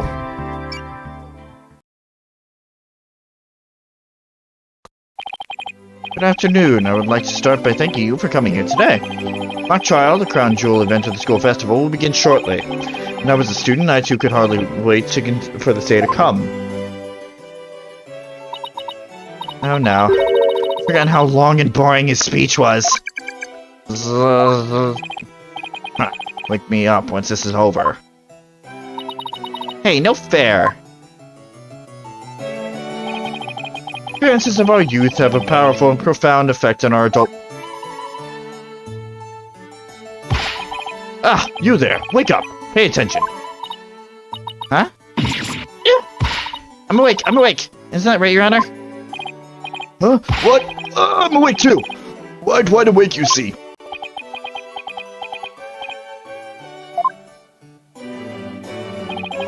Once again, our pure white Lady Justice will be watching over all of you today. Pay attention and you may make a difference one day. Now, let the mock trial begin. Our pure white Lady Justice? This is about it. One of my better speeches, if I do say so myself. I even saw some of our students with tears in their eyes. Obviously not familiar with the phrase "bored to tears." Listen, Sykes Dono. If you have subjected me to this epic study in tedium without purpose, Taka will feast on your tongue after I've cut it out. Eek! But you were asleep the whole time. Miss Sykes, did you notice anything strange about that speech? Can I please hear that last part again? Once again, our pure white Lady Justice will be watching over all of you today. Hold it! Hold it! There, I finally found what we needed. Professor Means, I have only one question about your speech. What is that last part we just heard contradict this? Take that! The professor said the pure white Lady Justice will be watching over them. But the Lady Justice in the video isn't even close to being white. It's as gold as gold can be. I'm not sure I can wrap my jaw around that to test its authenticity. I didn't say it was made of gold, Your Honor. Now, it's true that this statue is pure white, but it broke before the mock trial began. The one you see here is its replacement. Oh, well, that's a shame on every account. Ironically, this golden statue sticks out like a sore thumb compared to the white one. Meaning the professor wouldn't have made a mistake in its color if he'd been present. It seems that I have caused some confusion, but it was merely an oversight on my part. Objection! Objection! The statue in the middle was in the middle of the room. How could you not know what it looked like? Well, I was in the balcony seat. Furthermore, the statue had previously been white. I'm afraid this isn't sufficient evidence of the speech being pre-recorded. We had our answer long ago. The accused was the only one to leave the lecture hall. Now, wait. There's gotta be something that could prove the speech that speech was pre-recorded. According to the mock trial video, we started here and ended here. A little over 10 minutes, but I doubt anyone wants to be tortured again. It was only a little over 10 minutes. It felt like it went on forever. How'd you figure out how long it was? Easy, there's a timestamp in the top right. All you have to do is...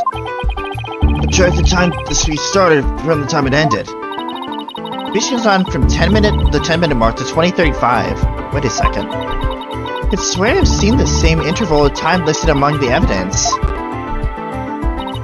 Maybe there was a way for me to use the speech time to show that it was pre-recorded.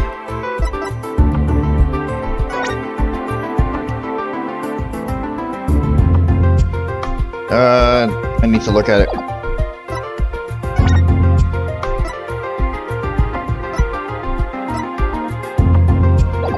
No. No.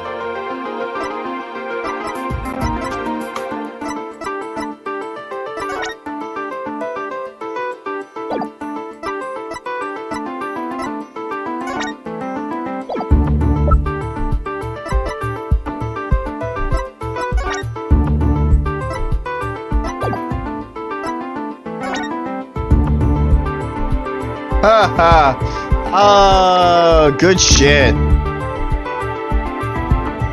Testing is underway regarding signs of post-recorded editing. The tape has about 10 minutes and 35 seconds of noise required for further testing.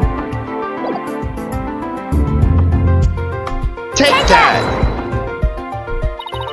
I would like the court to take a look at this. This is the voice print analysis that proves the voice on the tape recorder belonged to our client. Yes, but didn't we just establish that the voice on the tape recorder was a fabrication? We did, but what I'd like to focus on is the noise that is also there. Noise? Yes, the defense believes it resulted when the tape's previous recording was erased. Huh, and what do you hope to prove by that? The length of the noise is what's important. It's 10 minutes and 35 seconds in all. And what did the timestamp read at the moment Professor Means began his speech? That would be exactly 10 minutes. Now, let's fast forward this long-winded exercise and boredom to the end. Okay, stop. The video timestamp now reads 20:35. Based on this, we know the time it took for the speech alone. Right, subtract 10 minutes and you'll get 10:35. 10 minutes and 35 seconds. Right, 10 minutes and 35 seconds. The same as the noise on the tape. I assume you all understand what this means.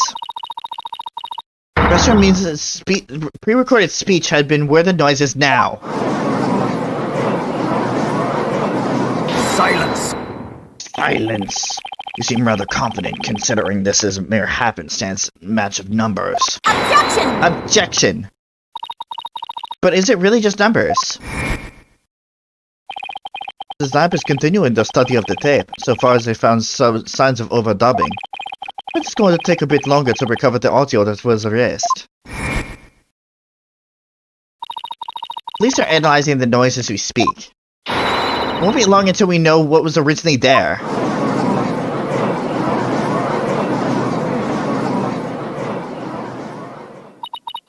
I'm sure of it.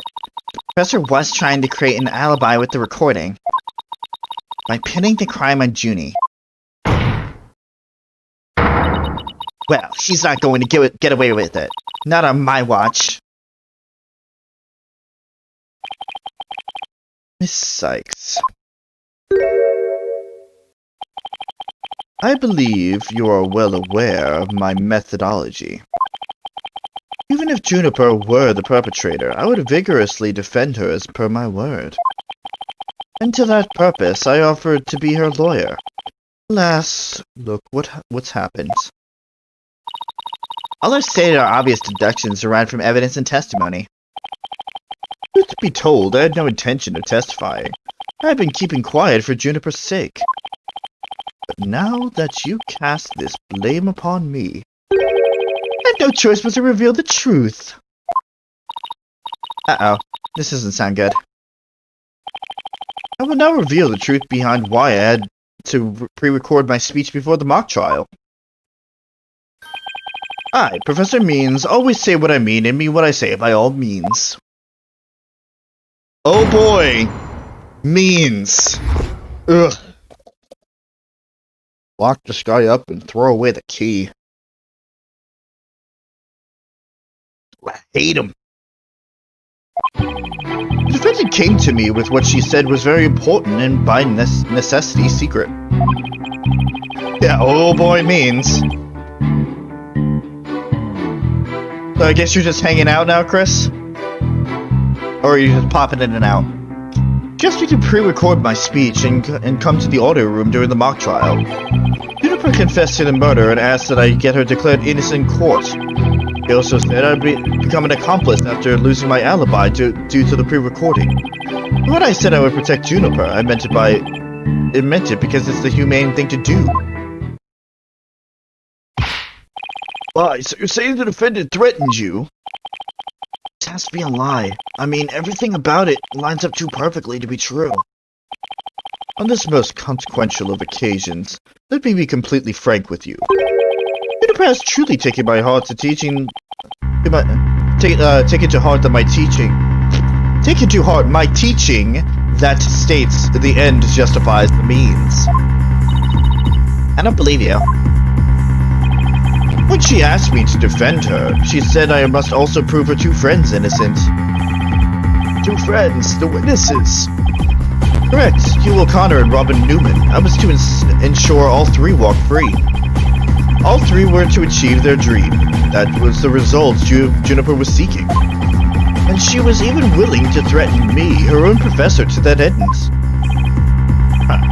You no doubt had high praise for her ruthless tactics. Yes, well, that is why I vowed to vigorously defend her despite her threatening me. There was a time when lawyers merely sought the truth if they wished for victory in court. But alas, those days are over. Now, in the defense of justice, order, and all that is good, the end justifies the means. I am so sick of hearing that phrase. You and me both, Athena. Though it truly grieves me so, although I guess nobody would be more sick of it than Chris, considering he's been through this game multiple times. Though it truly grieves me so, I must tell you this. Forsake the truth if it's victory you seek. Steel yourself for this new courtroom reality. That does it! He's gonna regret dragging those dismal, depressing ideas in here. He's already surrendered to the dark edge of the law, it's up to me to fight it. Why so silent, Sykes Dodo? Something the matter. This is a court of law. No place for long-winded talks about idealistic principles. That's why I'm going to let the evidence do the talking. Not carried away now, Miss Sykes. It would not do to have you attempting to discredit my doctrine. Do not force me to rectify the situation. No, go ahead and rectify it. Only if I lose and you win, that is.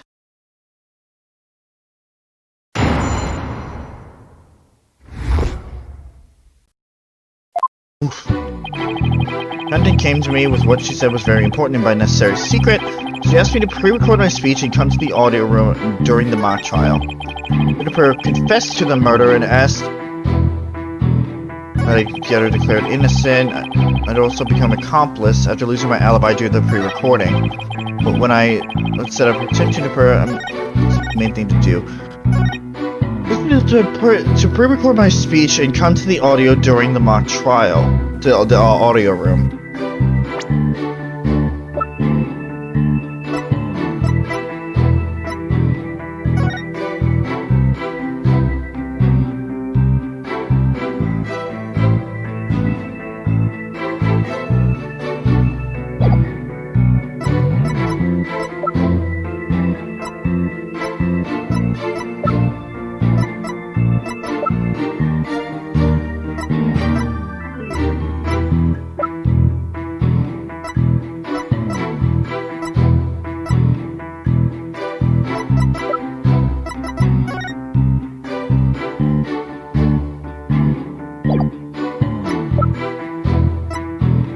Don't have the disc.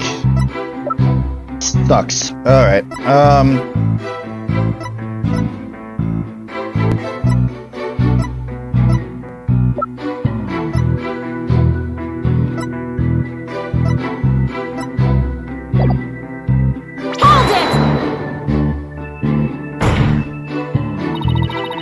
suggesting it was our client who told you to fake an alibi? You have every reason to be surprised. I too was shocked when she told me that. Simply put, Juniper has a secret that she wished to protect that badly. Is he kidding me? That lie couldn't be more further from the truth. The problem is, how am I going to expose it? It was an earnest request from an outstanding student. How could I possibly have refused?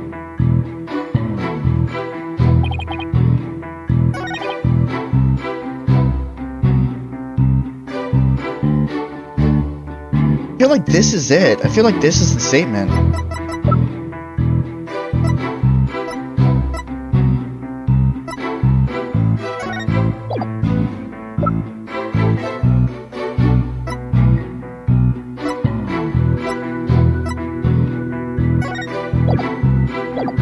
Alright, let's just keep pressing for now.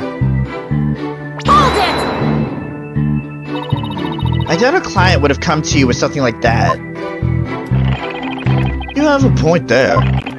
If only Professor Court had been alive, I suspect Juniper would have gone to her instead. So, our client came to talk to you after Professor Court was dead? Let's go through this step by step, shall we? First, Juniper came to me that day. Hold it! Did you consider that a threat? Yes, but it's now you to whom she has passed her demands on to. Sykes, you must realize too that you are being used by Juniper. What? Your Honor, I ask that you too do not let her feigned weakness and innocence fool you. Juniper Woods is quite clever and extremely tough. And perhaps most important of all, she's a fervent follower of my teachings. Objection! Objection! Your Honor, the witness's testimony is nothing but an attack on our client's character. Very well, objection sustained. So be it. Nevertheless, the fact that she threatened me is immutable. Hold it! How could you overlook such a threat? As a teacher, it's your duty to discipline students. Yes, well, perhaps I do have some serious reflection to do on this matter. I suppose it was just wishful thinking on my part. I wanted to believe that Juniper hadn't actually committed murder and that she had meant to threaten me. Really? Please do explain. Long had I waited for a student who would embody my teachings. The witness realized what he is saying. Really, you must see the true meaning in my words. I'm merely stating what I teach, staying true to what I teach, and my methods are but a reflection of these times. Wow, his way of thinking is really warped, but I haven't heard any inconsistencies yet. I wouldn't be so sure. Really? The more he tries to avoid logical inconsistencies in his testimony, the more likely we'll see inconsistencies in between his actions and words. It's the dark age in which we live. There is much I would like to say on the matter. Hold it! We're trying to protect our client? Yeah, right. He'll say anything to pin the blame on Junie. What a frightful look. I would ask that you not glare at me so. I have nothing but admiration for how Juniper was willing to go as far as to threaten me. That's why I'm protecting her by any means possible. She has been a model student. Liar, you're trying to pin the blame on her. How am I going to show that what he's saying isn't really what he's thinking? You cannot possibly overturn my claims. So isn't it about time you admitted defeat? After all, if my unassailable logic is not truth, then what is? He thinks I'm going to give in to his pack of lies. He's got another thing coming. I'm gonna find a hole in his story if it's the last thing I do. Though he's rotten to the core, he's a total pro. I mean, that all made perfect sense. Yeah, but you can't believe a word he says. Making this up as he goes along, he'll trip up on his own words yet. To see how consistently the professor's testimony matches up with actual actions.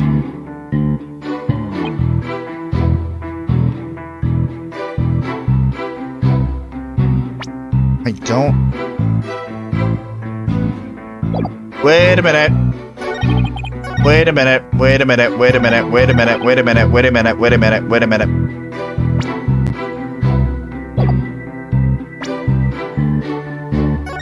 I think I know.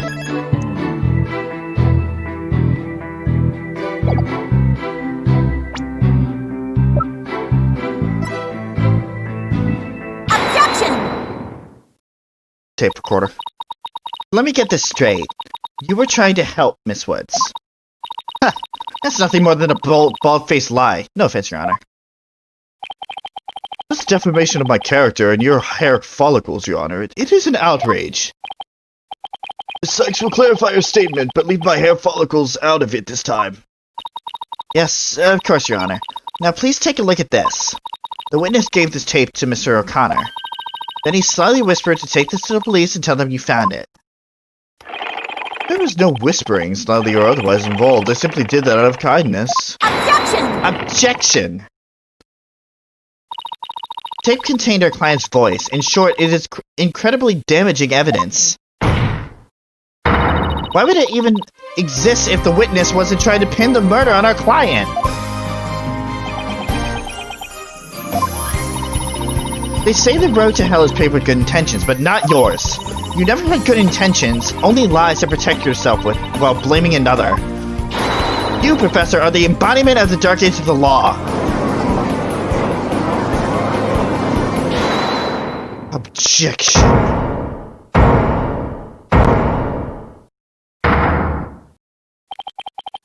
Why, you little... You dare call my teachings and methods lies?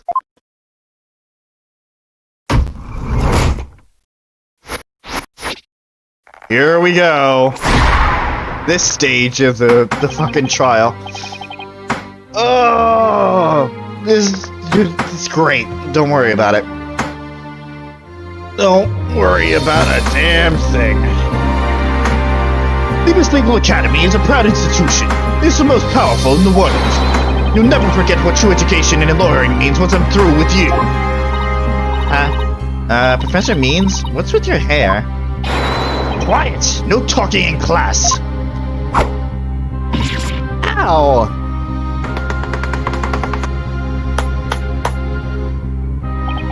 Eyes and ears up here, everyone. Our room is now in session. We will begin with roll call. Athena Sykes. Huh? Oh, here? Apollo Justice. I'm fine. I'm in here. Fool! Proper response is here without any extraneous information. Ouch! I mean, here. Next, Your Honor. Here. C-class, that's the proper way to answer. Simon Blackwell.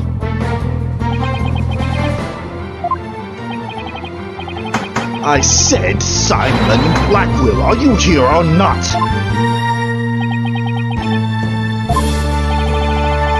There's always one, isn't there? Well, then I'll just mark you absent. Now, get out of my class this instant. Get out? Very well, if that is your wish. Who am I to find my homeroom teacher? That's such a good idea. Let's get a Blackwell. He is free of his shackles. Ha ha ha! Just so happens that I was a member of my high school's disciplinarian committee. But it is that really so shocking? Constabulary lapdog to a teacher's pet. What a malleable mutt you are, Fulbright. Very good, Bobby. You just earned a gold star and a promotion to head disciplinarian. Alright. Class is in session. Why do I have this sudden urge to go to the nurse's office with a stomach ache?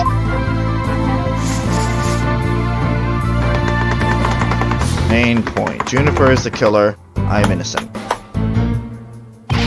Pay attention. I am not the killer. Juniper is. This will be on the next test, so you better be listening. Objection! Objection! But Professor, you created the phony tape to pin the blame on Juniper. Plus, you were the only one who could have moved the body during the mock trial. Objection!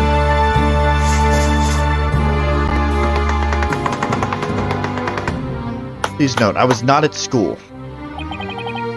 Athena, you disappointed me so. You think you would label me as a murderer. Now pay attention. The murder occurred on the 23rd between 6 and 8 p.m. But I was already at home by that time. So how could I have been involved in the crime? Objection! Objection! Professor Means, can you really prove that you had already gone home by that time? Objection! Can you prove that I was still at school? No, I can't. So you admit it! Well, you deserve an extra credit for your honesty. You have also earned yourself laboratory cleaning duties until you graduate. Yeah, I do enough of that at the office. Objection. Who's objecting now? Oh, it's Robin. No way, man! I totally object! Robin? I can't believe I fell for the Professor's silver-tongued lies. You? How dare you talk your way about your teacher like that? Not listening to you anymore, man! No way, no how! Now, I have a confession to make! You know those two statues that were on stage? I didn't make them all by myself! Statues on stage? Do I want to know where this is headed? I was able to finish one of them, but the last bell rang before I had time for the other. So, I asked Professor Means to make it for me. In other words, the professor was there on stage after the last bell. Right, and it would have been way past 7 p.m. before he could have finished it. Professor Means was still at school. This is an incredibly important testimony. This is also destroying my fucking throat. The professor told me I'll take care of it. I thought my parents would let me be an artist if I said I'd make them both statues myself. I'm so sorry for not telling the truth! Robin. Objection! Quick, somebody get this juvenile delinquent out of my sight! Simon, you're head honcho among the delinquents, do something! And who's in charge of the class pet around here? Not interested. But if you want a class in swordsmanship, I'm your man. Is that an open offer? I would love to actually learn swordsmanship. Of course, only real blades will do. No swords at school. All weapons will be confiscated. Nurse! Where's the school nurse when you need one? It would seem Sykes Dono seeks a showdown, Professor. In which case, you would do well to draw your stats quick as lightning. Very well, then I will just have to prove my innocence myself. The real lessons begin in second period. Prepare to be served old school style. Just that... No, never mind. Your testimony, please. What a good start indeed. Also, Chris, this is the last section of the trials. There aren't 3 days to this trial. I don't know why to this case. I don't know why you told me that. Professor Bean's work of art. Now pay attention. Robin took over half a day to complete one statue. I, however, finished most of the other statue between 7 and 8:30 p.m. The defendant Juniper saw the two statues with their own eyes at 8:30 p.m. Completing a statue so quick meant I could not leave the stage for a single second. How could I possibly have time to go to the art room and commit murder? Saying the defendant saw the finished statues. Precisely. She said so herself at the detention center yesterday. Her defense team was there and heard her say so too, so don't try to deny it now. Evening, I went back to my dressing room to get something I'd forgotten there. It was well after the last bell rang. I'd say maybe around 8:30. That was when I noticed that both stage statues were finished. They were quite large, and they were each covered with a white sheet, but I could tell. Alright, the professor was there when that matter came up. Before I address the professor's charges, I have a question for Robin. How hard would it be to complete a statue like that in 1.5 hours?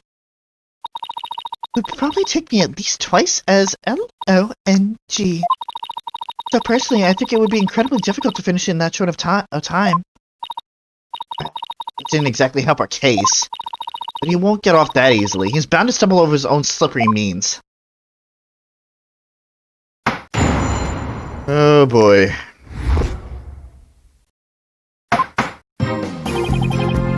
Alright, Robin took over half a day to complete one statue. I, however, finished most of the other statue between 7 and 8:30 p.m. Defended Juniper saw 2 statues there. Wait. You said most, not all. Hold it! Most of the other statue? What exactly does that mean? Robin created the basic outline for Mr. Wright's statue before the last bell. In turn, I completed the rest of it. I see. In academics as well as art, learning the basics is incredibly important. In short, you skipped the most important part of the statue making, didn't you? Objection! Why, you weed-scented fiddle? It is the practical applications built upon the basics that take so much time. Professors such as I mastered the basics a long time ago. Unlike Miss Fancy Pants here, who lacks all loyalty fundamentals. I'll quiet you. You understand, I did not leave that stage until I was done. Miss Sykes, do you accept the witness's claim? Do I? I honestly don't know. Give me a second.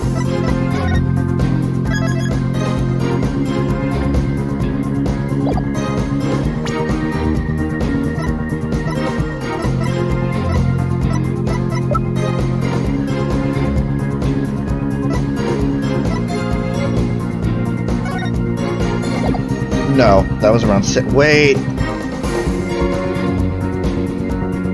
Hold on. What did he say? Between 7 and 8:30. Crap.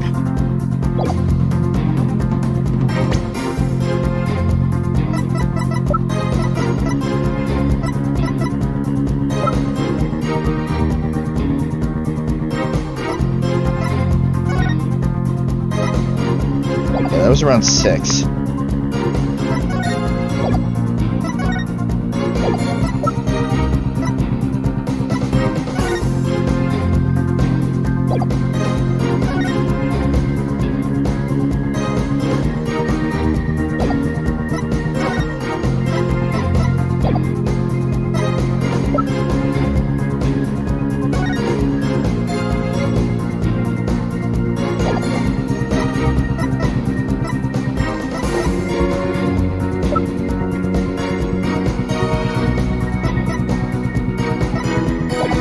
I don't have anything to counter it right now.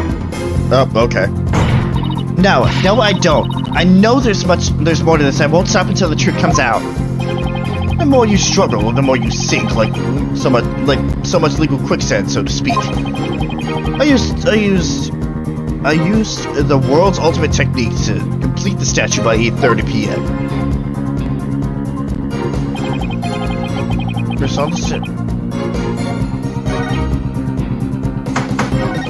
Alright, let's do the pressing now. Miss Newman took over half a day. Can you please be a little more precise than that? What a wonderful question. She was having a tough time, you see. Prosecutor Gavin's statue alone took her from the morning hours into the evening. Well, it is a rather large statue after all. Don't be silly. I merely supposes the difference between student and teacher.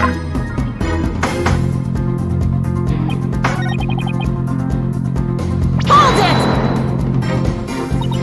But maybe our client only thought she saw the statues. Silence. Pity for you, but we've already confirmed it with the accused. She's on record as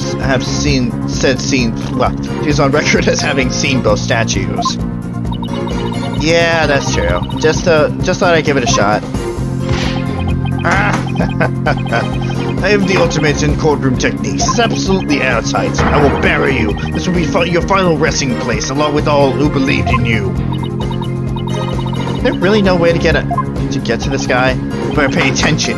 Very, very close attention.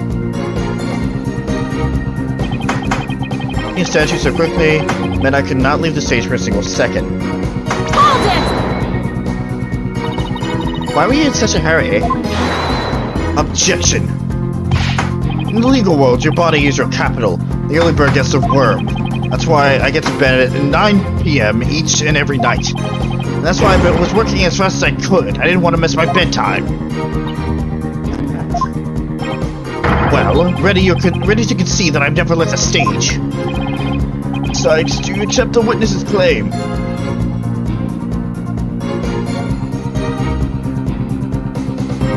No, not yet. No, I don't. I know there's more to this. Be careful, Athena. If you don't have anything, probably best to just grin and bear it for now until you get something to nail him with. But... when will you cease this nonsense? I'm quite busy today, as I was the night of the crime. Could I possibly have the time to go to the art room and commit murder? Hold it! Yeah, but you could have taken a short break or something. Preposterous! I didn't even have 10 minutes to spare. Not even 5 for a visit to the lavatory. Let me ask you, Your Honor. Do you find anything wrong with my claim?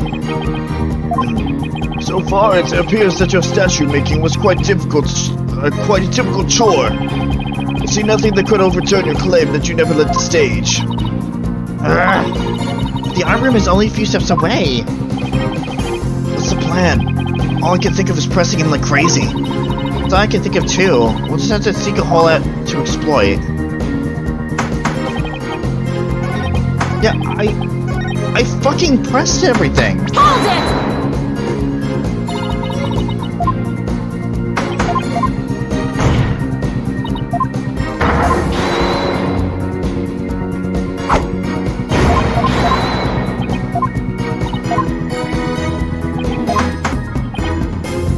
Fine. Did everything, but I still can't prove anything. I guess I concede. I couldn't hear you. Say it louder this time. I can see that Professor Means never left the stage. That's right. But what took you so long? I was there at the stage the entire time. I couldn't possibly have committed that crime. I'm not gonna give up here. Afraid I've decided with the witness, Miss Sykes. Unless you have any further objections, I'll have to put this issue to rest. Objection! Objection. Not yet. The defense... It still has an objection. Tina, thought of something? Well, as I said, not yet. Oh, so it's time for legal smoke and mirrors. Not yet, Athena. It's not yet... It's not yet time to quit. Welcome back, Levi. What took you so long? At times like these, it seems you have no way out, that you have to... Yeah, let's turn the case upside down. Instead of focusing on whether Professor Means could have gone to the art room, I should focus on how he commit the murder without going there. It seems our young lady has a real bona fide idea. I must use any means possible to distract her and see if she can think while I cast these stones. Who brought the bird to school? Played your game a bit and called you girl. Oh, okay. Alright. Psychstone Owl. If I hear one word of your usual jibber-jabber, I should have your head.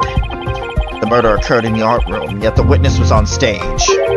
How do you propose to fill the vast gap between these two key facts? If I accept the premise that the professor was on stage the entire time, the only other answer is that we got something else wrong. Wait, that's it. Every last one of us made a huge mistake. We were totally wrong about the crime scene. Yeah, Professor Means was on stage the entire time. Then he must be the killer. Objection! They're ridiculous! The defense has become utterly incoherent. Objection! Objection! No, it's just the murder wasn't committed where we thought it was. Continue, Psystono. Okay, the murder was actually committed here. On the stage? that. The greatest riddle of this case has been how the body was moved to the art room, or from the art room. But if the murder occurred on the stage, that means the body was never moved at all. Objection! Murder occurred in the art room. Yep. Silly girl, when the body was found, there wasn't a drop of blood on the stage floor. Surely there would have been some blood if that's where the murder was committed. There wasn't any blood on the stage? Really?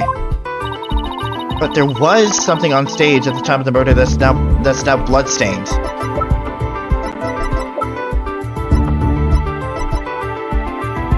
Take that! It's true, there was no bloodstains on the stage floor. But there was something on the stage that did have a bloodstain. And that would be this, the school banner. No blood would have gotten on the floor if this were underneath the victim when she was killed. Aye, that's quite a compelling theory. Silence! Silence! Uh-oh. What is it now? My theory makes perfect sense. That was a pathetic attempt. You must put every inch of your body into your attacks. The autopsy states the cause of death was a loss of blood. And only a trace amount was found upon that banner. Where did the rest go? Blood getting on there when the body was moved by wire. Makes more sense than not. Very good, Simon. Tell me, what's your first choice for higher education? I'll write you the ultimate recommendation letters. You'll be guaranteed to get in. Objection! Objection! Actually, the defense has something to explain that as well. You do? If there was only a trace amount of blood on the school banner, then there must have been something else the killer used to soak up the blood. All I have to do is figure out what. This is what soaked up most of the victim's blood. Whoop! And it makes perfect sense, because it was fucking burned. Take that! Why, it looks like there's some other piece of fabric on top of the school banner. It's a Gavineer's banner that had been specially made for the school concert. On top of the school banner, the blood would have hit it first. It could have easily absorbed most of the blood like a dishcloth. And only a small amount would have soaked through to the school banner below. So, it makes total sense for the school banner to only have a little blood on it.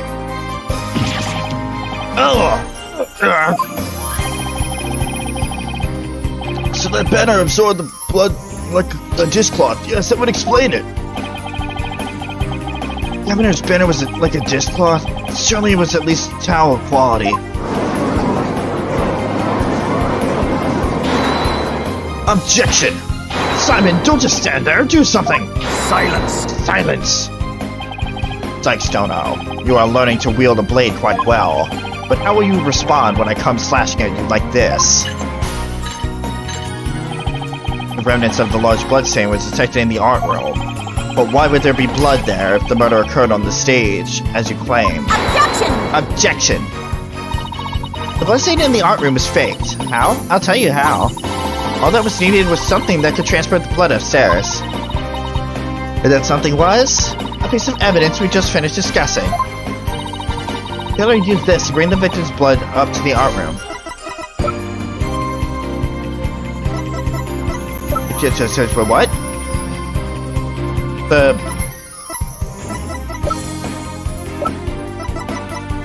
Is it the banner, or is it the burned fragments? Take that! Take that! Yeah. You think you'd stoop so low as to present mere garbage in this court? It's only garbage because someone tried to destroy it by tossing it in the incinerator. That someone was most likely the killer seeking to get rid of crucial evidence.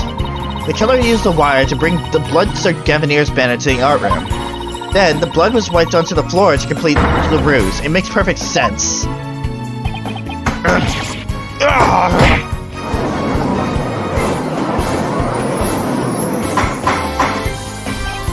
Order! Order! This is quite a development. I think the body was never actually moved.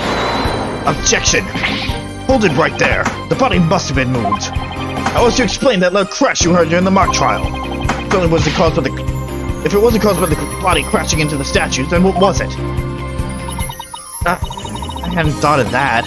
If that loud crash was the body hitting the statues, then what was it indeed? The dot in the school banner shows that something was carried along the wire in it. But if that's true, I know what I have to find. Something that was in the art room before the murder and then on the stage after. Well, it was our lovely, lovely Lady Justice statue that was found broken among the pieces of the other statues. Take that! That statue? Yeah, I believe this was the statue that broke the other two, not Professor Court's body. The unique statue that you see on the right, that's the pure white Lady Justice from earlier. Professor Court accidentally broke it while she was polishing it the day before the trial. But she used her own unique artistic sense and technique to repair it, as you see here. Nobody would have guessed that it was originally Lady Justice. Silence! It's... Perhaps you are onto something. But why, pray tell, would anyone move that scrap heap relic in such a tedious manner? Excellent question, Simon. Keep them coming. You know why, but the fact that you won't acknowledge it just shows how twisted you are. Lady Justice was moved during the mock trial. During that time, Professor Means was fabricating an alibi with his pre-recorded speech. If we consider the facts, then Lady Justice was moved in order to point us to the body. Professor Means used his pre-recorded speech to fake an alibi during the mock trial. He wanted to make it look like he couldn't possibly have moved the body. Moving Lady Justice was his way of pointing us to the body and cementing his alibi. Ugh. Quite a persuasive arguments. A while there, I thought you weren't taking the trial seriously. Well done. Objection!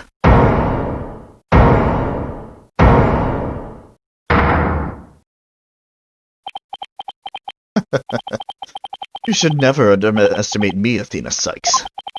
Mr. Means always means what he says and says what he means by all means. Fine then. Say it already. I'm waiting. The murder occurred the night before, but the body wasn't found until late the next day. Countless students passed the stage till they met in the lecture hall for the mock trial.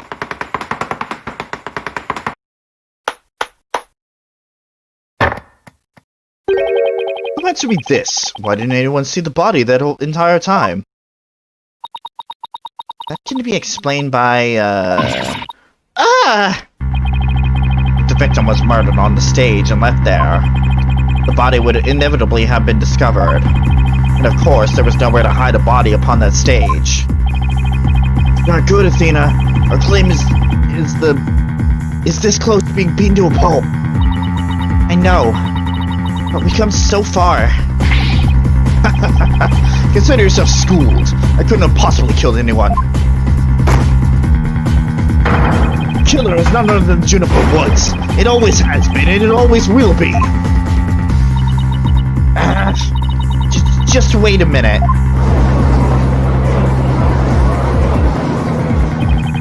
Poor Juniper. She must seriously regret having asked you to defend her. To add insult to injury, you nearly had Hugh convicted for murder.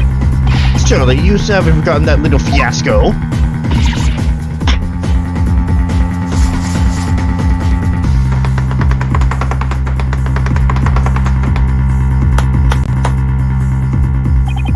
Not only did you fail to defend your client, you also raised false charges against her friend. You have no right to call yourself a lawyer.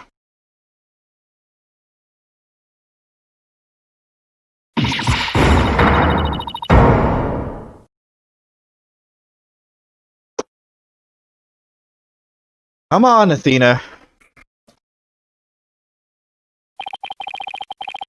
This trial proceeds in the same way and ends in the same way as the mock trial. Would you not lose everything you've worked so hard to gain? Well, I just have to make sure that doesn't happen then, won't I?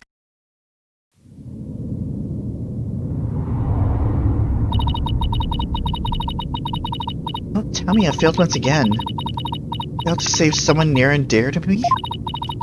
Worked so hard to become a lawyer, even studied psychology. It all been for nothing?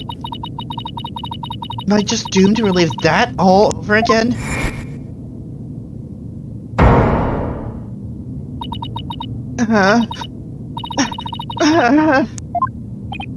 Athena, what's wrong? Breathe in. Breathe out. Breathe in. Max, Athena, breathe! It's not working. Everything's going dark. After all I've done. Is this how it ends? Give me, Junie. I couldn't protect you like I said I would.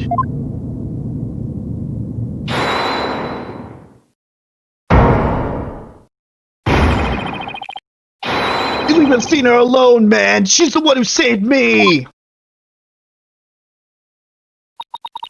was all because of Athena that I could stop hiding and start living my life as a girl again.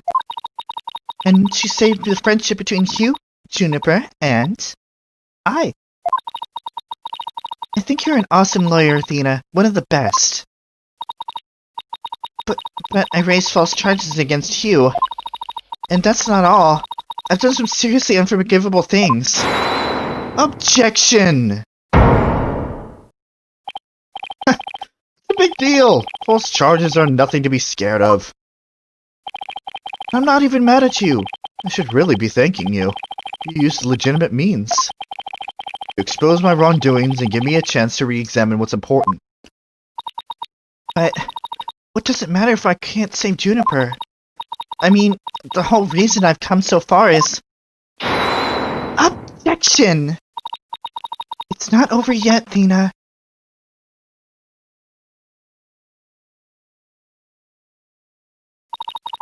Even now, at this very moment, I still believe in you. Junie! I know you better than most people, Athena.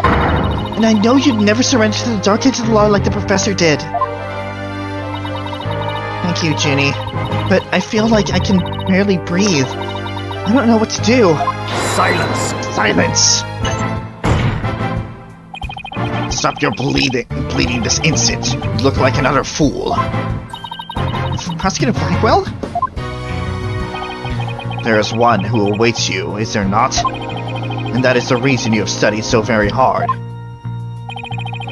Are you prepared to give up on all you have worked for thus far? It would not do. If you disappoint, you know who.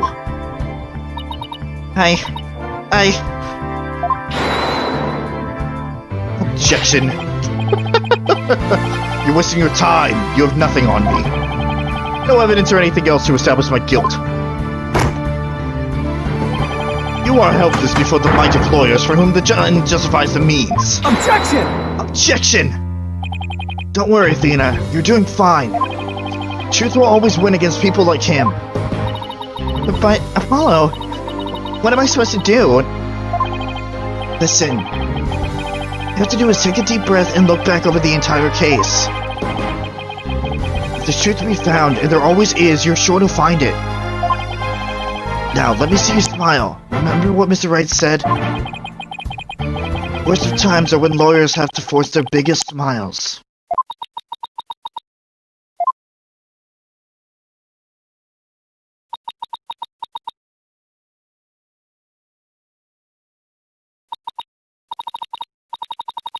Thanks, everyone. You don't have to worry about me now. Worst times are when lawyers have to force their biggest smiles.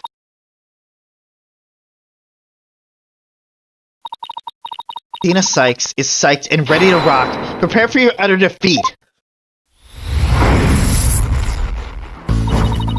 Professor Court wasn't killed in the art room. She was killed right where her body was found. We know this because there wasn't any time to move the body from there from anywhere else. It means the body had to have been hidden somewhere on stage until it was found. Let's take it along these lines and see where it takes us. First up, when did Professor Means move the body to from its hiding place? Let's see, what was he doing right before the body was discovered? He was using the span of time to fake his alibi created, to move the body to where it would be more easily spotted. Therefore, the only time Professor Means could have removed the body to its from its hiding place is during the mock trial. But the body was moved during the mock trial. But during the mock trial, specifically during the speech. The body was moved during the speech. It means move the body to an easily seen location during his long pre-recorded speech. The professor also moved something else to the stage that wasn't there before, specifically the white statue. White Lady Justice was also moved. During the mock trial, Professor Means wrapped the White Lady Justice in the school banner and sent it zipping down the stage with a crash, killing 2 birds with 1 stone. He drew attention to the body and made it look like the murder occurred in the art room. But was there anywhere else to hide a body on stage? Doesn't seem likely. No, there has to be someplace. Wait a second. What's something that should have been finished but was only mostly done? Something that was used to cover the body up, but it didn't draw undue attention because it looked like it belonged there on stage. In that way, no one would suspect there was a body hidden inside. What was already on stage and capable of concealing the body? The Wright statue. The body was hidden by Wright's statue. I know, the Mr. Wright statue was never actually finished. The body was wrapped under some cloth to hide what was really inside, cleverly disguising it as the boss's statue.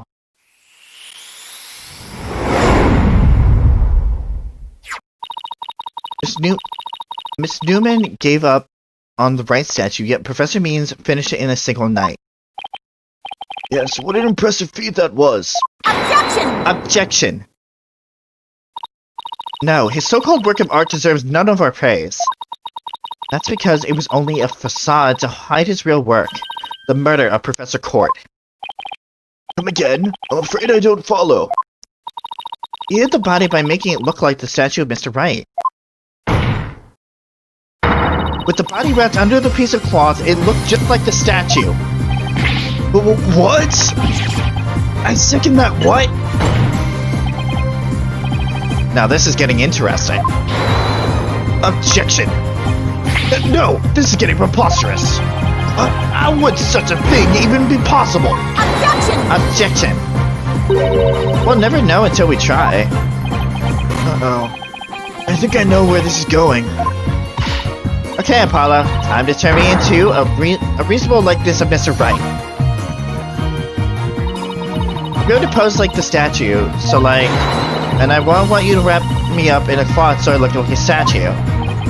I hate to ask the obvious. Where am I supposed to get this magical cloth?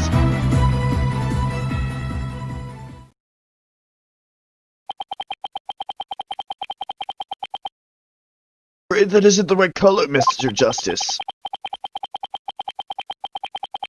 Well, given how sudden the request was, it's kind of the best I could do, Your Honor. Is he using the judge's robes? Alright, I think that about does it. I know. Well, what do you think, everyone? Do I look like just like a statue of Mr. Wright or what? Or some random person to me. Weren't the statues a pair of busts? Phoenix Wright has that spiky hair on the back of his head. Forget the hair, the statue's head is way bigger than your average person's anyway. You gotta hand it to me for trying anyway. Wait, that's it. The hands! Her arms are raised over her head and there are dark bruises around her wrists. Yeah, the professor was probably tied up with something. Marks on her wrist indicate she'd been tied up. Apollo, tie me up in a new pose. Wait, you're not into this kind of thing, are you? What? No! Besides, it was your idea. Tell me how you'd like to tie your hands already. Mr. Court's wrists were tied together, and I can't help but think that's related. How does I arrange myself to match the shape I want, given her hands were tied?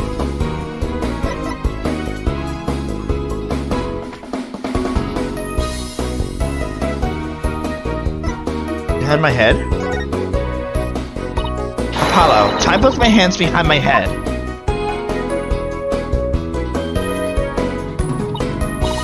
See, this makes it possible to fake the spikes on the back of Mr. Wright's head. Sure, but then what about the statue's arm? With both arms behind your head, you can't exactly complete the pose. Yeah, it would be awfully hard to make the objection pose like this. Can't help but thinking you've forgotten something, Athena. Something on the body that you don't have right now. What does the victim's body have that I don't? The arrow? Take that! Oh, right! There was an arrow sticking out of her side. Okay, Apollo, take that and plunge it into my side. What are you, crazy? Fine. Fine, then go get some duct tape. Rapido, schnell. Alright. I don't need to know other languages to know bossy when I hear it.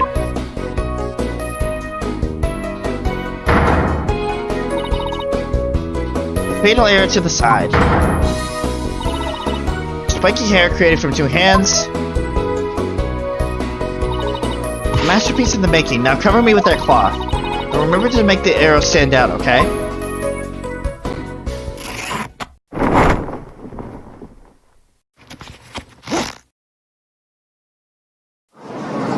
Aha!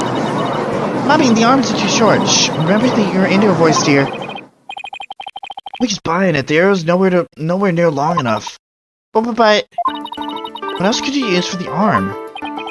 They won't give up, huh? I must commend you, if only for your spirit and determination. Of course she's not giving up. All she's put me through, she owes me an explanation, and that one makes sense, and one that makes sense. Now, disappoint me again, and the penalty will be doubly painful. Yikes, I guess I better get it right this time. Think, Athena, think. Professor Court was murdered when she stopped by the stage to see Professor Means. It wasn't premeditated, it must have used something close at hand for it in his little ruse. Apollo, show me those stage setup photos again. Like that? Right now? Okay, hold on. Please be in the photo, it just has to be. The arm on Mr. Wright's statue is really this right here. The staff? Take that! Got it. I know what he used for the arm on the statue of Mr. Wright. It's absurd. There's no such thing in this photo. Don't play dumb with me, Professor. It's the staff you have right there. Staff? This is the spear of a great legal warrior. Whatever, just hurry up and lend it to me.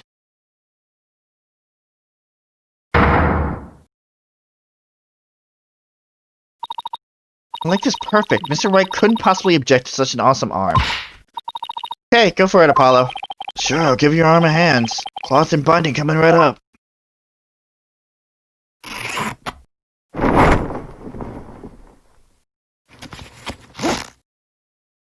Objection! That's better.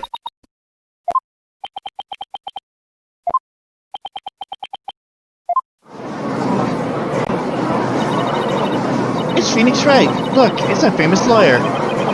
That's definitely him. I'd know that pose anywhere. Did it? Didn't we? Well, am I not the spitting image of the legendary Phoenix Wright? The man who will bring us out of these dark ages and into an era of brilliant golden light. Golden light, all I see before me is the pink specter of a man. Ha ha ha ha ha ha ha ha ha. That's just because Mr. Wright likes his statue. He's positively tickled pink. Get it, Apollo? He's tickled pink! The joke deserves a pink slip. It seems the gallery is quite impressed with the defense's sharp thinking. The witness? Resemblance is nothing more than a coincidence. Objection! Not so fast there, Buster.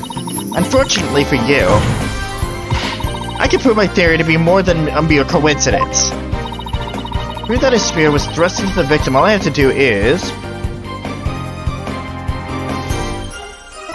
test the spear for blood. We had assumed the victim's jagged wound came from the arrow being forcibly shoved in. But if the wound was from the spear instead, then we should be able to detect traces of the victim's blood on it. Your Honor, a brief recess, if you will. By any means possible. What if I get rid of my spear? Wait, what if I burn it?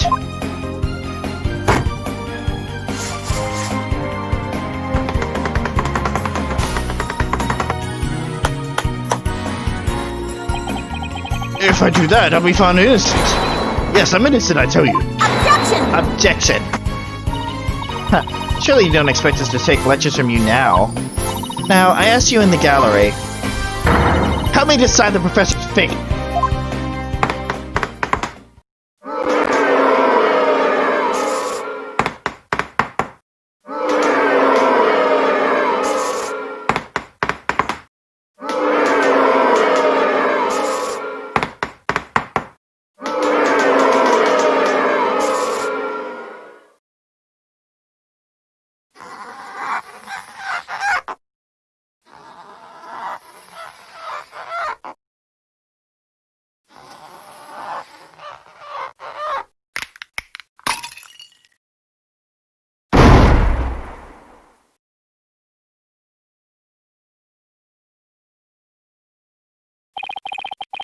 Prosecutor Blackwell, what has become of our witness Aristotle Means? As Sykestone suspected, blood was detected on his staff. He has admitted to this heinous crime. All of it. He shall join us in the clink tomorrow. His teaching skills can be put to good use there. Great, he'll teach felons that the end justifies the means. So much for rehabilitation. Can I ask what the professor's motive was? I could barely make out a word he said on account of his shattered teeth. One of Blackwell's fellow inmates was once a surgeon. Why not a former dentist, too? I eventually had him put pen to paper. It turns out Professor Means was the one taking bribes. The victim had suspected him after a report from the class snitch. That led her to question him at length the day of the killing, right there on that stage. The result? The heinous crime that was brought before this court. The fool, like Newman, had come to know of the script's contents via the victim's note. Suzie came up with a plan to stab the victim with her own awl in order to make the killing look like the one in the script and thus frame the defendant. But that scrap of paper with Hugh's name had the same mark as Professor McCourt's planner. Yes, about that. Those planners are bestowed upon all students graduating at the top of their class. Really? So then...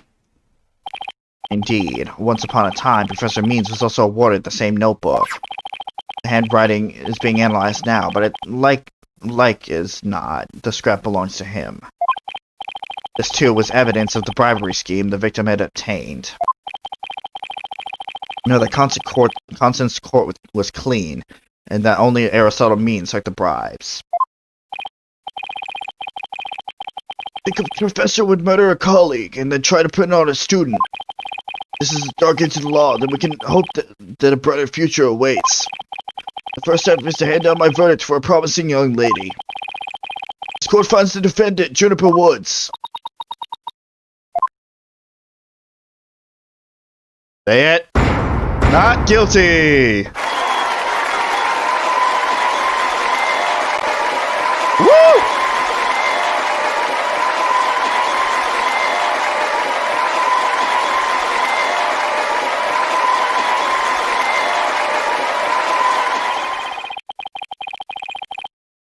Wish you all the best on your road to become a courtroom judge.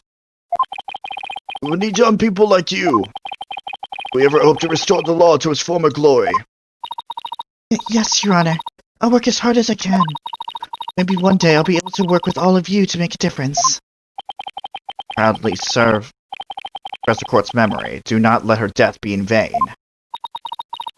That's the last thing I expect to hear from him today. What is adjourned? Yes! Another case solved.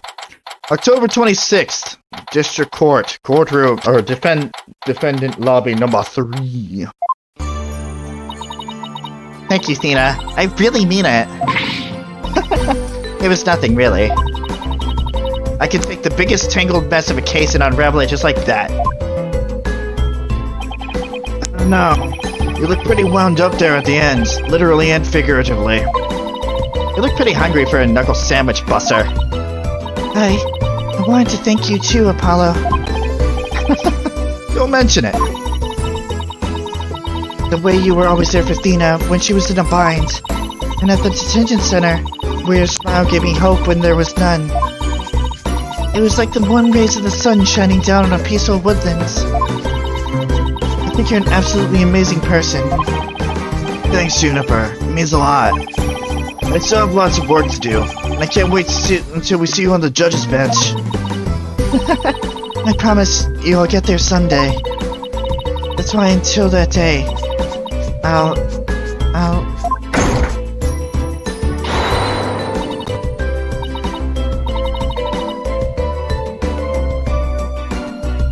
Well, hi, Suzie. Guys, I've got some big news. Guys, I got some big news. I mean, this is huge. Oh, am I interrupting something? No, it's okay. I think. So what's the big news? The school festival. It was supposed to have been canceled after what happened, but... we just got a call. In memory of Professor Constance Cord, who worked so hard to make it happen, the festival is being extended one extra day until tomorrow. Really? Alright. Awesome.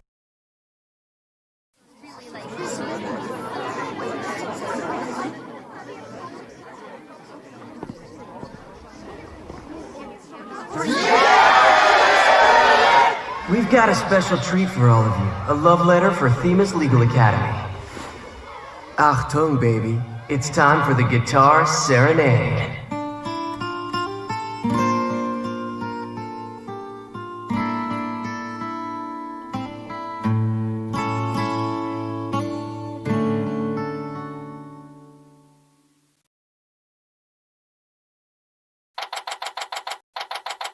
Didn't actually get to hear her sing. Oh well. October 27th, Themis Legal Academy, 3rd floor lecture hall. Wow, that was so much. That was so much fun. School festivals are amazing. I think you and Robin are getting a little carried away. Your singing voice, Juniper, it could melt my HEART.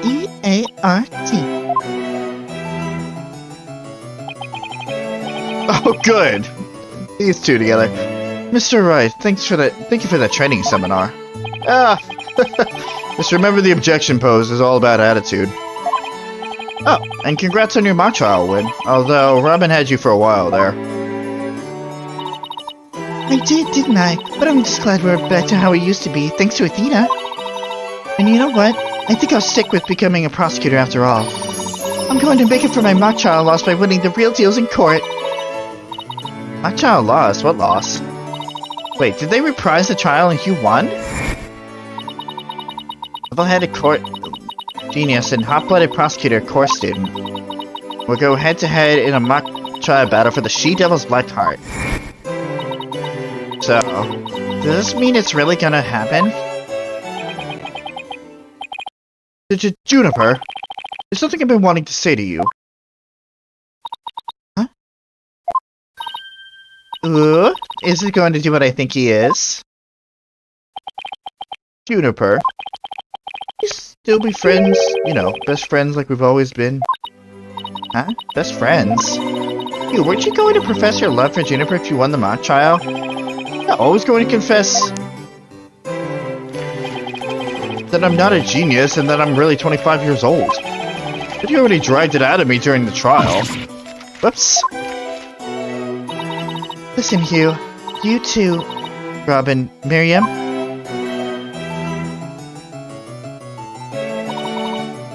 Me too? Miriam's got this tactical espionage actions stuff down to a science. I've been thinking. It's up to us to put an end to the dark age of the law if we can. Let's all work together to usher in a new age where winning only results from the truth. And the end never justifies the means. Count me in! I wouldn't have it any other way.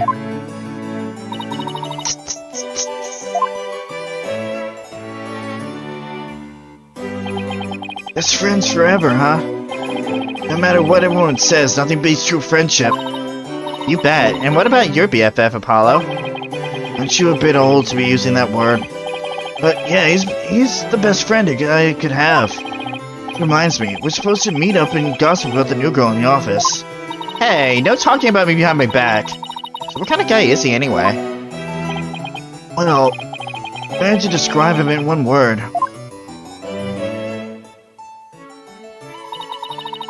So after some slight arm twisting, Apollo promised to bring me to meet his friends. Unfortunately, that promise was never meant to be fulfilled.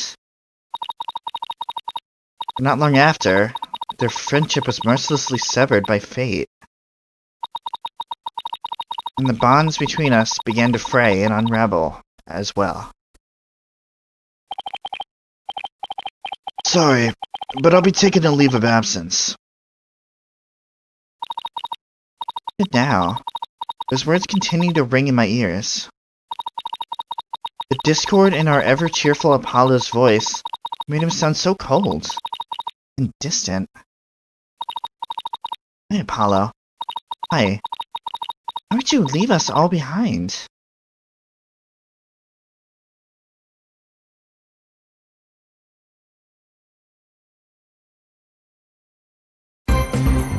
New episode has been added. When is this? Cosmic Turnabout.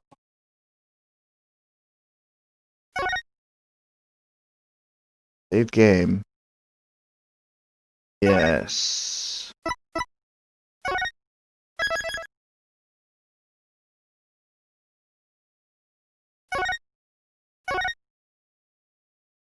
I am going to have to look into this. Does this game only have 4 cases? No, it can't. I think I'm just mixing them at this point. But hold on.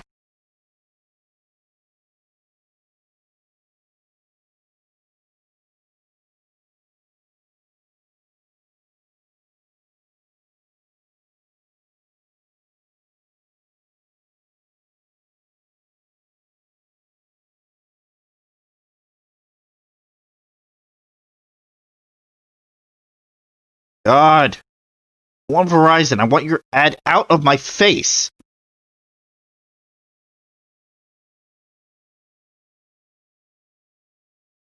Off.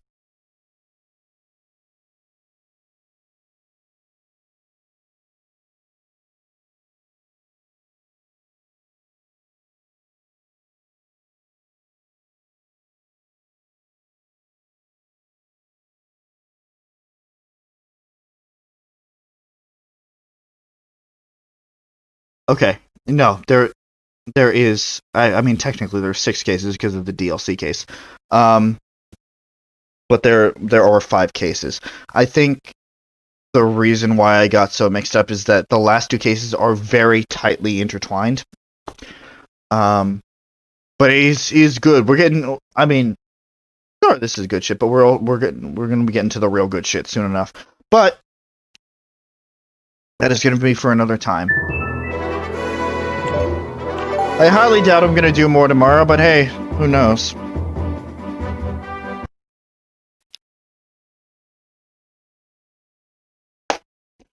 Knows indeed. Alright. So, a recap for the week. For the rest of the week. Tomorrow there's probably not going to be anything. Friday, there's going to be a Blaze Blue episode out, but nothing live. Saturday, we're having a group belated Halloween stream. Sunday is up in the air. If something does happen, it'll be Phoenix Wright. Monday, it'll be more Horizon with Chris. Tuesday, fingers crossed, more Pillars with PJ. And maybe Suzie. I don't know what goes on there, so that's how I'm wording it. Then the cycle repeats all over again. Thank you for popping in. Thank you for popping in and joining me on these cases. I really do appreciate it.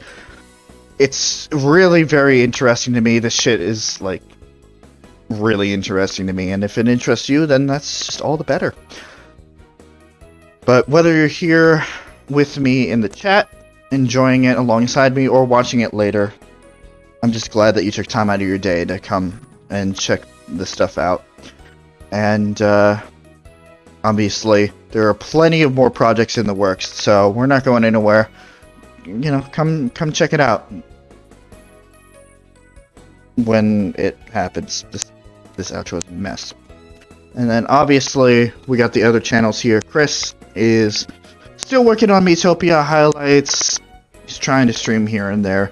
In fact, today he released the second episode of the Rhythm Heaven bonus content that I did with him, like last year. It's stupidity, but it's fun. So definitely go check that out. PJ, unfortunately, is still on hiatus for a while. His channel's not dead, it's just on hiatus. And Suzie is still being the amazing artist that she always is.